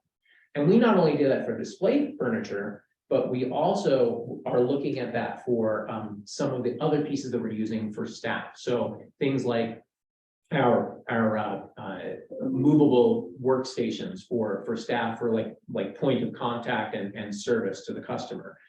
We deployed a couple of different prototype models, which we did the best we could, just kind of shooting in the dark. Well, maybe it looks like this. And then once you put it out there and people start using it, then you start to get the feedback of, oh, that's terrible, I don't like that, or this piece of it is great, but it's really cumbersome to use. And we gathered all of that feedback again, and we've just given that to the designers. So hopefully that will translate into a much better piece of office furniture that's still forward facing to the customer and helps our staff to do their job safely and well. All right, last slide. So what are we looking at for 2023? My eyes are very much focused on the challenges associated with making sure that we continue to provide that safe and welcoming space for our community through all of the turmoil and the change associated with the construction projects. So some of that is with an eye toward, are we making the new buildings safe and welcoming for our public and for our staff? But some of it is just, boy, don't take your eye off the ball of what's happening right here and right now. So the blurry boundary line of that is, well, all right, so what are we doing in the parts of the district where we're closing libraries this year and moving people to temporary spaces and then reopening the buildings? Well, boy, so transition to those temporary locations is front and center right now. We're weeks away, weeks away from opening the Redmond Design Center, the temporary location that we've chosen for Redmond service. We are really, really close, like I think a week away from Sisters, maybe a couple weeks away, but setting up that trailer and getting that ready to go. I have the 24th. Yeah. Don't steal. Oh, I'm sorry, I'm stealing your thunder. And we're also really, really close for Lapine. So we want to make sure that we're continuing to take all the lessons we've learned here and we're going to apply it into those temporary spaces. And then when we're ready to move back in to Lapine and Sisters, when it reopens later this calendar year, are we able to learn everything we need to about the new systems that are in place, the new controls for HVAC and for electrical and lighting and the maintenance schedules, all the new stuff we're going to have in those buildings is going to have a totally different set of information. And so that's going to be a challenge for our team this year, is just to learn everything we need to so that we can continue to do what we're doing for the existing equipment and the existing structures. And then finally, boy, I put that on last year and I am sorry to say, I expect I'll put it in next year as well. Supply chain continues to just drag out and it makes it very hard to plan for short-term things. And so you basically have to build a little bit of additional buffer in for that. And that's just going to be for the foreseeable future, how we have to plan for some of the bigger facility type procurements that we do as we move forward. That's everything I've got today. Do you have questions? Any questions for Robert? Quick question. Yeah. So when we have the shutdown on the buildings that are going to be removed, we have existing contracts for maintenance people to come in and service on a regular basis. We do, yes. Are those suspended or what happens with those? It's very situational, so it depends on the service being provided. So for things like floor mats or janitorial service, it's really having that conversation early enough, which we have, where they understand that we're changing the scale of the work, but we're not shutting it off, right? So janitorial service in a temporary trailer at Sisters, that's 20% the size of the building at Sisters. It's very different, right? But it doesn't mean that we're shutting off janitorial service. It means I'm talking to the janitorial vendor and saying, hey, just so you know, this is kind of where the change is going to happen. This is what the workload's going to look like, so that then they can plan with their workforce how they deploy them for all the contracts, so that they continue to service us, but we're not putting them in financial risk either of saying, hey, sorry, we're shutting you off. Now, there are some things that we just aren't going to need going forward, at least during the transition period. So for example, during demolition of Redmond, we're not going to be paying any utilities for that building, right? We're shutting that off when demolition happens, because it doesn't make sense to continue the service until we start it back up, because some of the services will get restarted, some of them won't.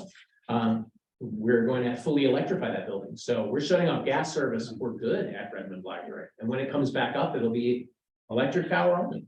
And then there's some services where it's just a modification of where they're doing it. So snow removal is still going to be an important service, but instead of them doing snow removal in the full lot at Sisters, they may need to do it over here near the trailer. Or at Lapine, they may need to do it across the parking lot at the building we're leasing from Lapine Park and Recreation, rather than the parking lot in front of the library where construction is taking place. Thank you. Okay. Any other questions? Okay, Okay, I want to highlight, as Robert said at the beginning, this all relates to the asset protection, monitoring, a results policy. And I have supplied an analysis along with that. I think Robert did a great job of covering most of this, so just letting you know that the district, in my conclusion, the district is in compliance with the asset protection executive limitations policy. And see if you have any questions on that. does anyone have any questions? If not, I would entertain a motion. I moved to the library is in compliance with the asset protection executive limitations policy. Second, all right, all those in favor? Aye. Opposed? Okay. I'll make it fast. It's almost 3:30. I know, and I have. Is this under library news? Yeah. Okay, well, do you want to talk about the meeting first? Yes, so sorry, I got a couple Okay, things that's fine. first. Or I mean, I can introduce. Yeah, introduce that. Okay, so, we were talking about all the things that are getting rolled to the February meeting, as far as these design, the 100% design or schematic design things, and there's a lot of other things that are coming up in February. I'm gonna be out of the country. Cynthia's gonna get her knee replaced, and we were looking at the schedule, and I was wondering whether people would be willing to shift that meeting to the 22nd, which is when we were scheduled to have that work session. Whether we can do a combination work session and meeting so that we could all be there, because I figured it would give Cynthia 2 more weeks to heal. Because I probably would have to do Zoom. Yeah, well, that's okay, but I mean. But if we you'd do be the more- 22nd, I could be in person, I think, by then. Right, okay. What day was that? The 22nd is when our Wednesday, February 22nd. is when we had a work session that was scheduled for Would that you be day. back in the country by then? Yeah, I'll be back by then. I like it. I'm fine with that. So Would we that just have that all day meeting. Yeah, just have an all-day meeting instead of 2 separate meetings. So you still start at 10 and go through to whatever. Well, we might start at Might want 9, to start at 9. 9, just because we have, Okay. 3 hours for the work session, and And it's up to you. what was the day of the meeting, the regular one? the regular meeting was on the 8th. Yeah, Yeah. yes. And just checking quickly with Greg, would our moving the board meeting back 2 weeks affect any approvals we need for any design or? Not real significant, you know, we will have a number of things that we're gonna do, but I think if it's a 2-week adjustment, that's in the big picture, should be fine. Okay, I just feel like it's, you know, if we can, it's best to have us all hear everything, because we won't have gaps of knowledge and catch up and all that. On a side note, based on what Lynn's about to show you, we could use an extra 2 weeks. At that. Okay, Yeah. yeah, well, I mean, I think it'd be, does that work, Ray? Sure. Okay, let's reschedule then. That is fantastic. Are you coming with that? They Is that call why you're it driving them with? chocolate. Oh. I know Ray does, so I think. Sure. Bad. Share my face. So I asked Lynn to give an update on our transition.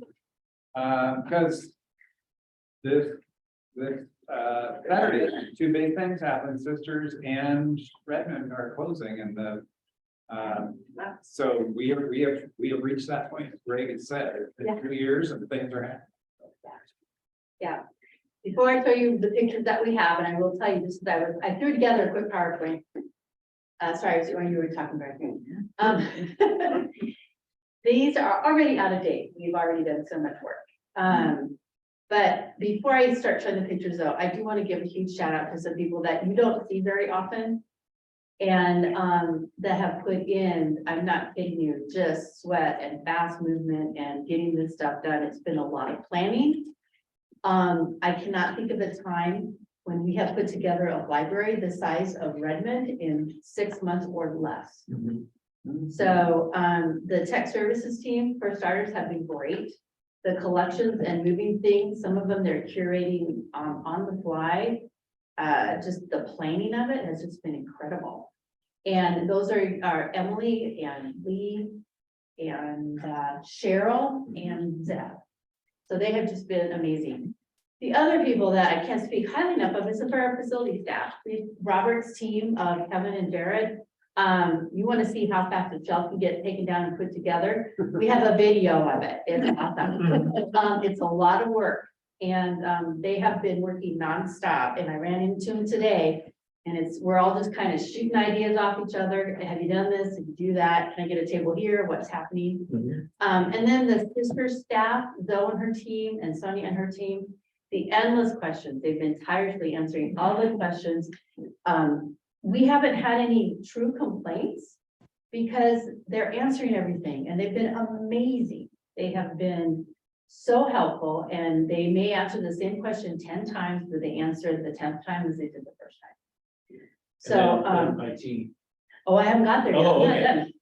done. IT, specifically Remington and Mark at Remington has been so helpful. He said to me the other day, he said, I don't want the reason that we have to delay the opening of the Redmond temp space because of an IT network issue. So he has been working tirelessly behind the scenes, making sure that we have isolated and packeted information that's going from our Redmond temp space to Sierra, to our location. Sisters has been amazing too. He's got that all set up and all of the permits and things that needed to happen there. The Red Point team, they have been amazing. Chris, she might drive us crazy with her details. It's like, oh my God, it's another email from Chris. But she is on point. She knows exactly what's happening. And I ran into her today and she is palletizing all the books. We're making all kinds of verbs now that don't really exist, but palletizing is one of them.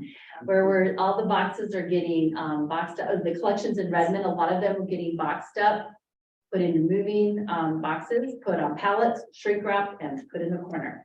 We have a going bet. I think we have to review our going bet of how many pallets we're going to end up because it's going to be a little bit less than we thought. I know. Yeah, I know, which is. Yes. Who did I forget now, Robert?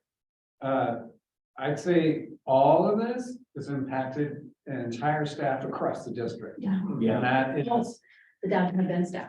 everybody. Mhm. That's because when we're moving collections out of buildings, they're all coming to Bend, they're all coming to East Bend, there's Sun River. They've got to shelve them all. Yeah. Bend is bursting at the seams. And because we like to move 3 libraries at one time, we also decided to do reclassification. So not to let that get lost in the middle of all this. Yeah. So that's been an added fun little benefit.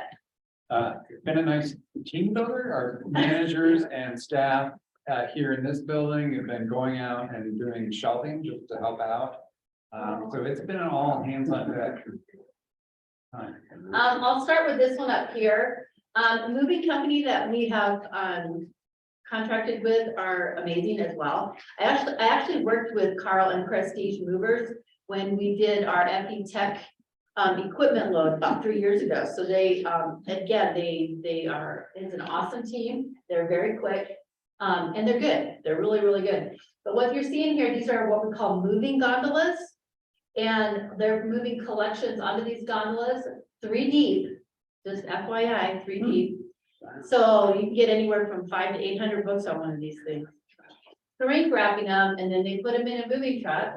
And this is the beginning of the collection setup in our temporary space in Redmond. I have a better picture later, but I wanted to show you.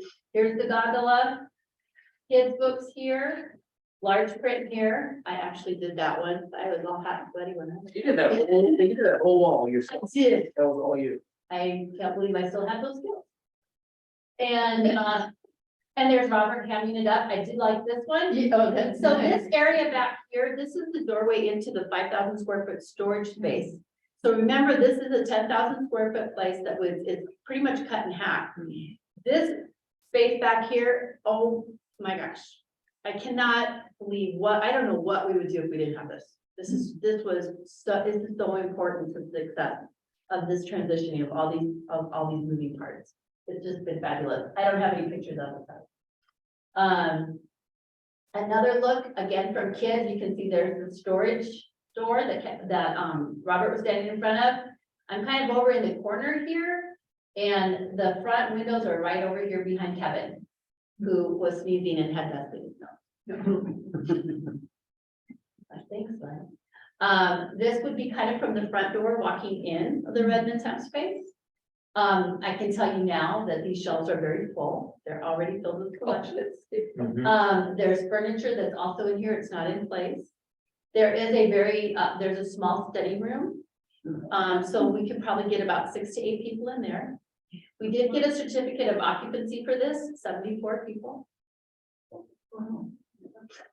The next slide here, this is Sonia. She's squinting because this is our front workroom area for our staff, and it has already changed. They've already put in the 2 check-in stations here. They've got shelving up for crates. But this was the first day we just started moving in. There's an exterior book drop here. The interior book drop is here, but is now complete. I think Jared installed that today. And this is the staff break room. Nobody else would pose for me. I like this pairing though, it's work and Work and rest. play. Yeah. It looks small, but it's actually, I think, a better size and shape than the one that they have in the existing room. Yes. It's quite nice. There's a full-size refrigerator over here, and yeah. And we should mention that all of the walls, all of these, what they call tenant improvements, that was part of the lease agreement that we signed. So it was covered under the costs and the amount that was supported. So we did not pay extra for any of this infrastructure. And we stayed within the budget that they gave us, so. Mhm. So if we were doing it as a library, it would be quite a bit different. Yeah. But for having a budget and staying within it and for being in here for a couple of years, it's gonna be, I think, really good. We do have an ongoing punch list of what stuff we need to do after we even open. We've got a lot of work yet to do next week. Some of the lighting isn't the best, so we're gonna be looking at that with that staff. We forgot to say, oh, we want mirrors in the bathroom, so we gotta get mirrors. We have to swap out the changing stations and things like that. So we have a little punch list done. But those will not preclude us from opening again, we close on the 14th, last day in the Redmond Library for the public. And then this space will be open on the 23rd. And this is the front of it. We've actually had to put signs up that says it doesn't open until the 23rd because we have had people while we're in there trying to get in. But there's also, if you look around the corner here, there's a little alleyway and there's more parking in the rear behind here. So it's also been fun because we've had these weird vendors just show up because there's also a Hot Works place that's going in. And we've had a couple of vendors saying, hey, I'm here to install your phone. So that's great. And you don't have any phones. So such fun. Sisters just up there again this morning. So the sisters area, this is the beginning of the sisters area. It was put on the corner here. A tree did have to come down and they did move a boulder. But that will get replaced in landscaping at the end of sisters when the remodel happens. You can see we've got a couple of their SunWest Builder people. They were putting in trenching, so they hooked up the plumbing, the sewer, the electric, and the data cabling. They did all this before the trailer came. Getting the trailer here was fun. They got over the pass on the, I can't even remember anymore what day it was, maybe the 19th or There were a 20th. couple of false starts due to Supposed to weather. be the getting on 20th. path. Supposed to be the 20th. They finally came over. They went 84, then through Biggs one day, and they were gonna bring the second half of the trailer down. And they got this part down, but then they got this first half down, but then this one got delayed by about 3 more days. So when did we end up getting it? Right after Christmas. So we got this one a few days before Christmas and this one afterwards. This one, yeah.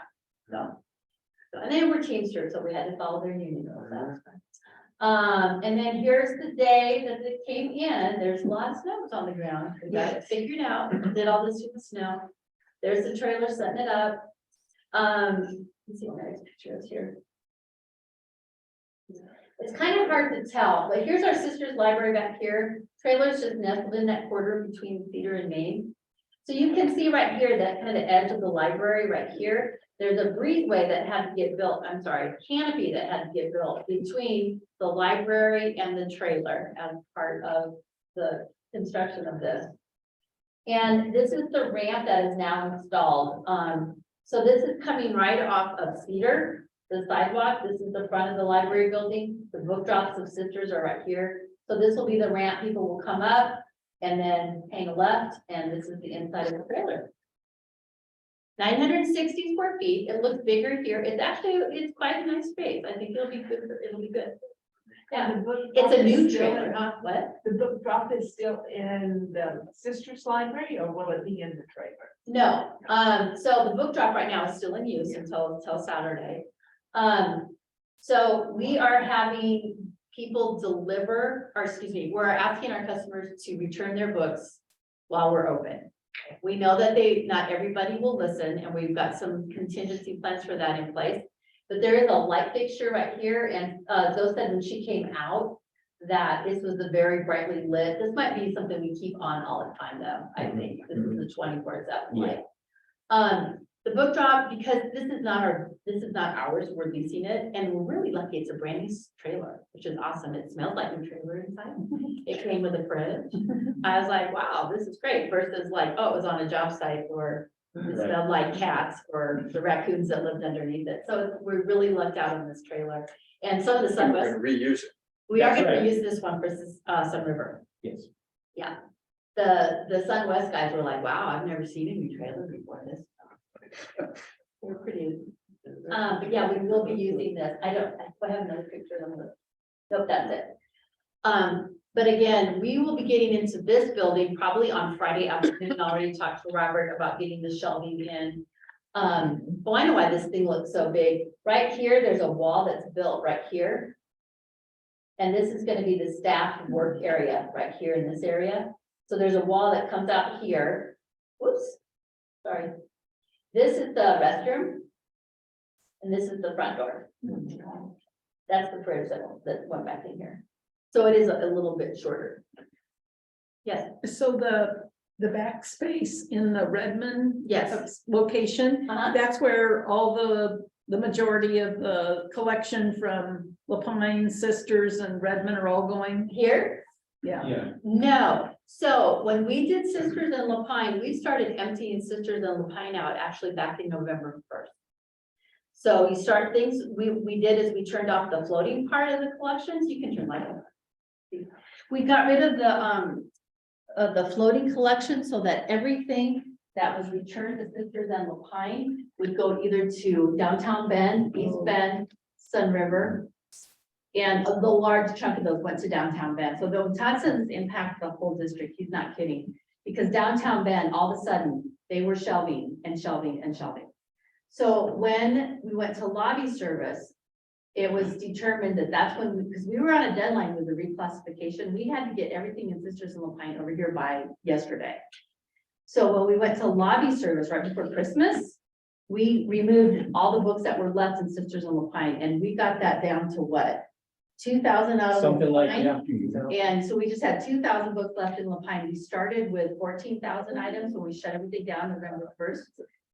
When we moved everything out, it was 2,000. And they've all got to go somewhere. And they all had to go somewhere, and they went across the street.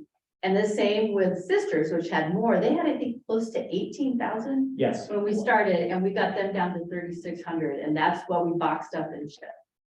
So Yeah. Well, that's went to because it's, you gotta. downtown, a large chunk of them went to downtown Bend. I would say a good 80%. Which, that's the other kudo is our courier service did a ton of movement of materials and just like Mhm. every day.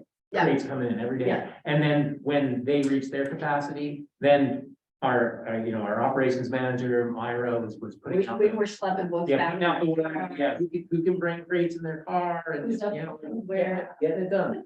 Well, so it's just Redmond's extra books that are going into that? Correct, that is correct, Yes. yeah. Yeah, because it's like, this is not a short duration change. No, this is And a so you 2-year can't format. neck down, you can't just throw all your collection into storage No. because then it's not available to anybody. So that doesn't work. Yeah. So, yeah. And I think because we are so successful at the weeding that tech services does, and we make sure that our collections are so up to date, even though they've been in the storage for 2 years, they're still gonna be fine. I mean, think of all the Patterson books that really don't run out of stock. A lot of the fiction that comes out. And I was thinking about like opening day collections when we got them at East Bend. I mean, it's like, really, did we really need another copy of Pride and Prejudice? I don't think so. But, we got 2, yay. So, we've kind of stashed our little opening day collection to help augment the other opening day collection. Oh, there we go. Oh, where'd that come from? Oh, thank you, I Robert. was able to get these from Chris. Excellent. Yeah. So this is our back storage area. If you were ever in here at the design center when it was an antique mall, you might recognize that red pegboard. And then they're taking all of those and they Would you have a are, palette picture? I do, hold on, because Share is doing weird things right now. But anyway, very soon we will have to undo everything we did with Sisters and Lapine, because we'll have to pull everything that went in over here and put it back in. Oh. So I want to add in one thing. What's that? Because of all the efforts by staff, what we're paying the moving company, this is substantially under budget. Oh, wow. Right. So their efforts is saving us Yeah. money. Yeah, oh, yeah. And I looked at the invoices and I called Chris and I said, are there more invoices coming? And she said, no, that's it. So So the planning that we've been they're doing for the benefiting. last 4 months, I think has been really helpful. Move starting in November and then just having, I was really surprised. We got Sisters in Lapine packed out of there in one day. So the reverse, when are you gonna, Well, we're gonna take a breather and then we'll start looking at it in April, okay. Mhm. because it's gotta come out in July and August. And it goes in really fast. The amount of time we gave them to Yes. fill the place up. Yes. And what's gonna be fun is when we put it back, it's gonna be in our Wayfinder, our new reclassification system order, which people are starting to see and they're like, wow, this is really cool. I get it now. This is gonna be. Yeah. So, yeah, it's fun. Wow. That is, Yes, so, a yeah, ton. we could take some extra time if you guys, I'm still thank you for having me. We can't thank you enough. Right. Oh, Yeah. it is a huge team effort. Well, and I know that I used to supervise a technical library and we had to move it out of the area in which it Mhm. was living. And having staff involved in that moving process, no matter how good your movers are, Yeah. having that hands-on staff involvement is so critical Yeah. to making sure you can retrieve those items. Oh, yes. Yeah, so I really appreciate all the work that they put in on this. And everybody's put in, it's really great. And then Lapine, we'll get Lapine going here very soon. So you're gonna have massage therapists for free coming in?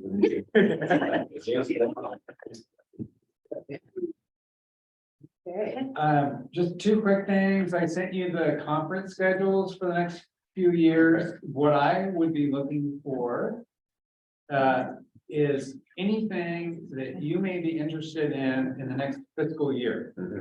And if you tell me you would like to go to it, don't feel like you've just set it in stone. It's just gonna help me try to figure out budget. That's all I'm looking for. But just to give you a sense, it looks like in 2024, like 23. Oh, so the next fiscal budget would be the annual conference in San Diego for 3 days in June, and then it's gonna go into the next year. PLA conference is in Columbus. That will be 24. It's really hard for me to think about 24 right now. Any of you thinking of traveling to, oh, no, this, and then the OLA conference will be in Salem. And also it is in Bend this year, and something I recommend. So the ones I'd be interested in, if you're interested in San Diego, Columbus, or Salem, just shoot me an email. That just kind of helps me get a sense of how much I should budget for board travel. Other piece, kind of an update from, you remember at Roble, the Roble property we had was a straight triangle. And we had to negotiate with the neighbors to kind of squish that triangle down a little bit. The update on that is when it came time to file, and which we were going to do this last week, the neighbors changed their mind. So we still own a triangle. Just wanted to give you an update. It's a decision we made a long time ago, but it turns out that's where we are. So it doesn't really impact much. And that was it. Those are all my updates. Okay. I don't have much on the foundation. We're working to secure sponsorship for the 20th anniversary Lollapalooza for a Novel Idea, which is going to be really exciting. And so that's the majority of efforts going into that, but sponsorships are starting to roll in. So if you have any sponsor ideas from your towns, let me know and I'll pass those ideas along. And that's about it. Do we have any critical communications that we need for this meeting? I have not earmarked any. I think our biggest has to do with our moving transitions, and we are actively out there. You may have seen TV reports and news reports over the last couple of weeks. Right, I think it's really, people would have to work hard not to have been informed about it. I've seen it on every news platform that's been Well, on. apparently, if you're trying to drop off books at the design center, then they really are on. Yeah, they are. Okay, self-review of the meeting, Bunny. Obviously, the big thing is what you guys have done. I had no idea it was that extensive and that crazy. I don't know how this board can possibly say thank you and kudos to that staff. That's fantastic. And Greg, the updates I thought were very good for the budget. Gave me a little bit better perspective on costs. The whole designs were very exciting. And we covered a lot of ground today. We did, Yeah, and just kind of support what Bonnie said, but Robert, thank you for your update. I think our facilities lens has really been on the new projects and projects. So it's good to see how everyday operations are going, and I appreciate your input on it. Greg, I really appreciate the fact that you're looking out for us. I really feel we're in capable hands and you're there watching what's going on and making sure that you're representing us and making sure that all the entities out there are serving what we need. So I appreciate that. And Robert, I really like the fact that you're continuing with that idea that I know Denise was one of the things that she most definitely talked about, with a proactive approach to everything with the buildings. I said this a long time ago when I taught in the Redmond School District. If we'd had somebody like you, our buildings in the Redmond School District would not have been in disrepair. So I feel very lucky that you're out there watching out for our buildings. And Lynn, this is fantastic. you know, this just kind of proves, once again, that DPL staff is amazing. All that they've gone into this, and we're very lucky to have the staff that we have. So appreciate it. They're very committed. All right, Great. incredible start to a new year. If we keep going like this, my butt will not survive. No. But I think, especially Robert, for the facilities, and looking at use of our facilities outside of just our use for the community, and looking at the environmental situations, environmental hazards that we're facing. Hope it's not going away. That's really making an impact on community. I think something like that really shows the community what we're all about. And it starts to address some of the big problems with them, the houselessness and the kind of weather. So if we're being proactive more than just meeting people and talking, that's exceptional. I commend you for that. And Linda's just amazing. You're bringing chocolates to us and just. Thank you, and thank you, Greg. Yeah, I concur with what everybody said. I think it's really an exciting, it is an exciting start to the new year, because we're actually moving from concepts to construction, which is, you know, it's tangible progress that people can see. What they had faith in when they voted is actually coming to pass, and I think it's going to be really powerful. I think it's going to be super exciting in all three communities that we're starting work in. And yeah, there's going to be a little bit of pain along the way, because people will be in temporary facilities, but I commend the staff in how much planning has gone into securing facilities that are really going to be just beyond the minimum to really be inviting facilities. I think we found great spaces.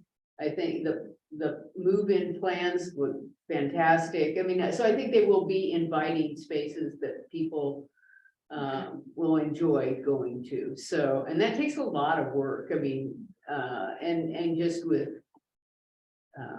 the efforts that I know they're doing in community relations to get programming out into the community. So we're still continuing to serve even during periods of disruption. And I think people will recognize and appreciate that.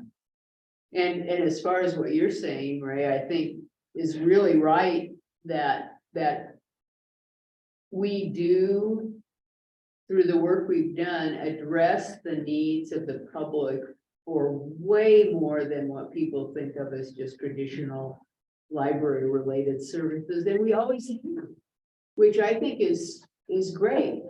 I mean, that's part of why we're a vital part of this community, because we always have been there, and people recognize that it's not just recent lip service to a problem or an idea. We've been the people for decades that have watched out for all people in our community, even the neediest. So that's one reason I think our staff is, they're just incredible.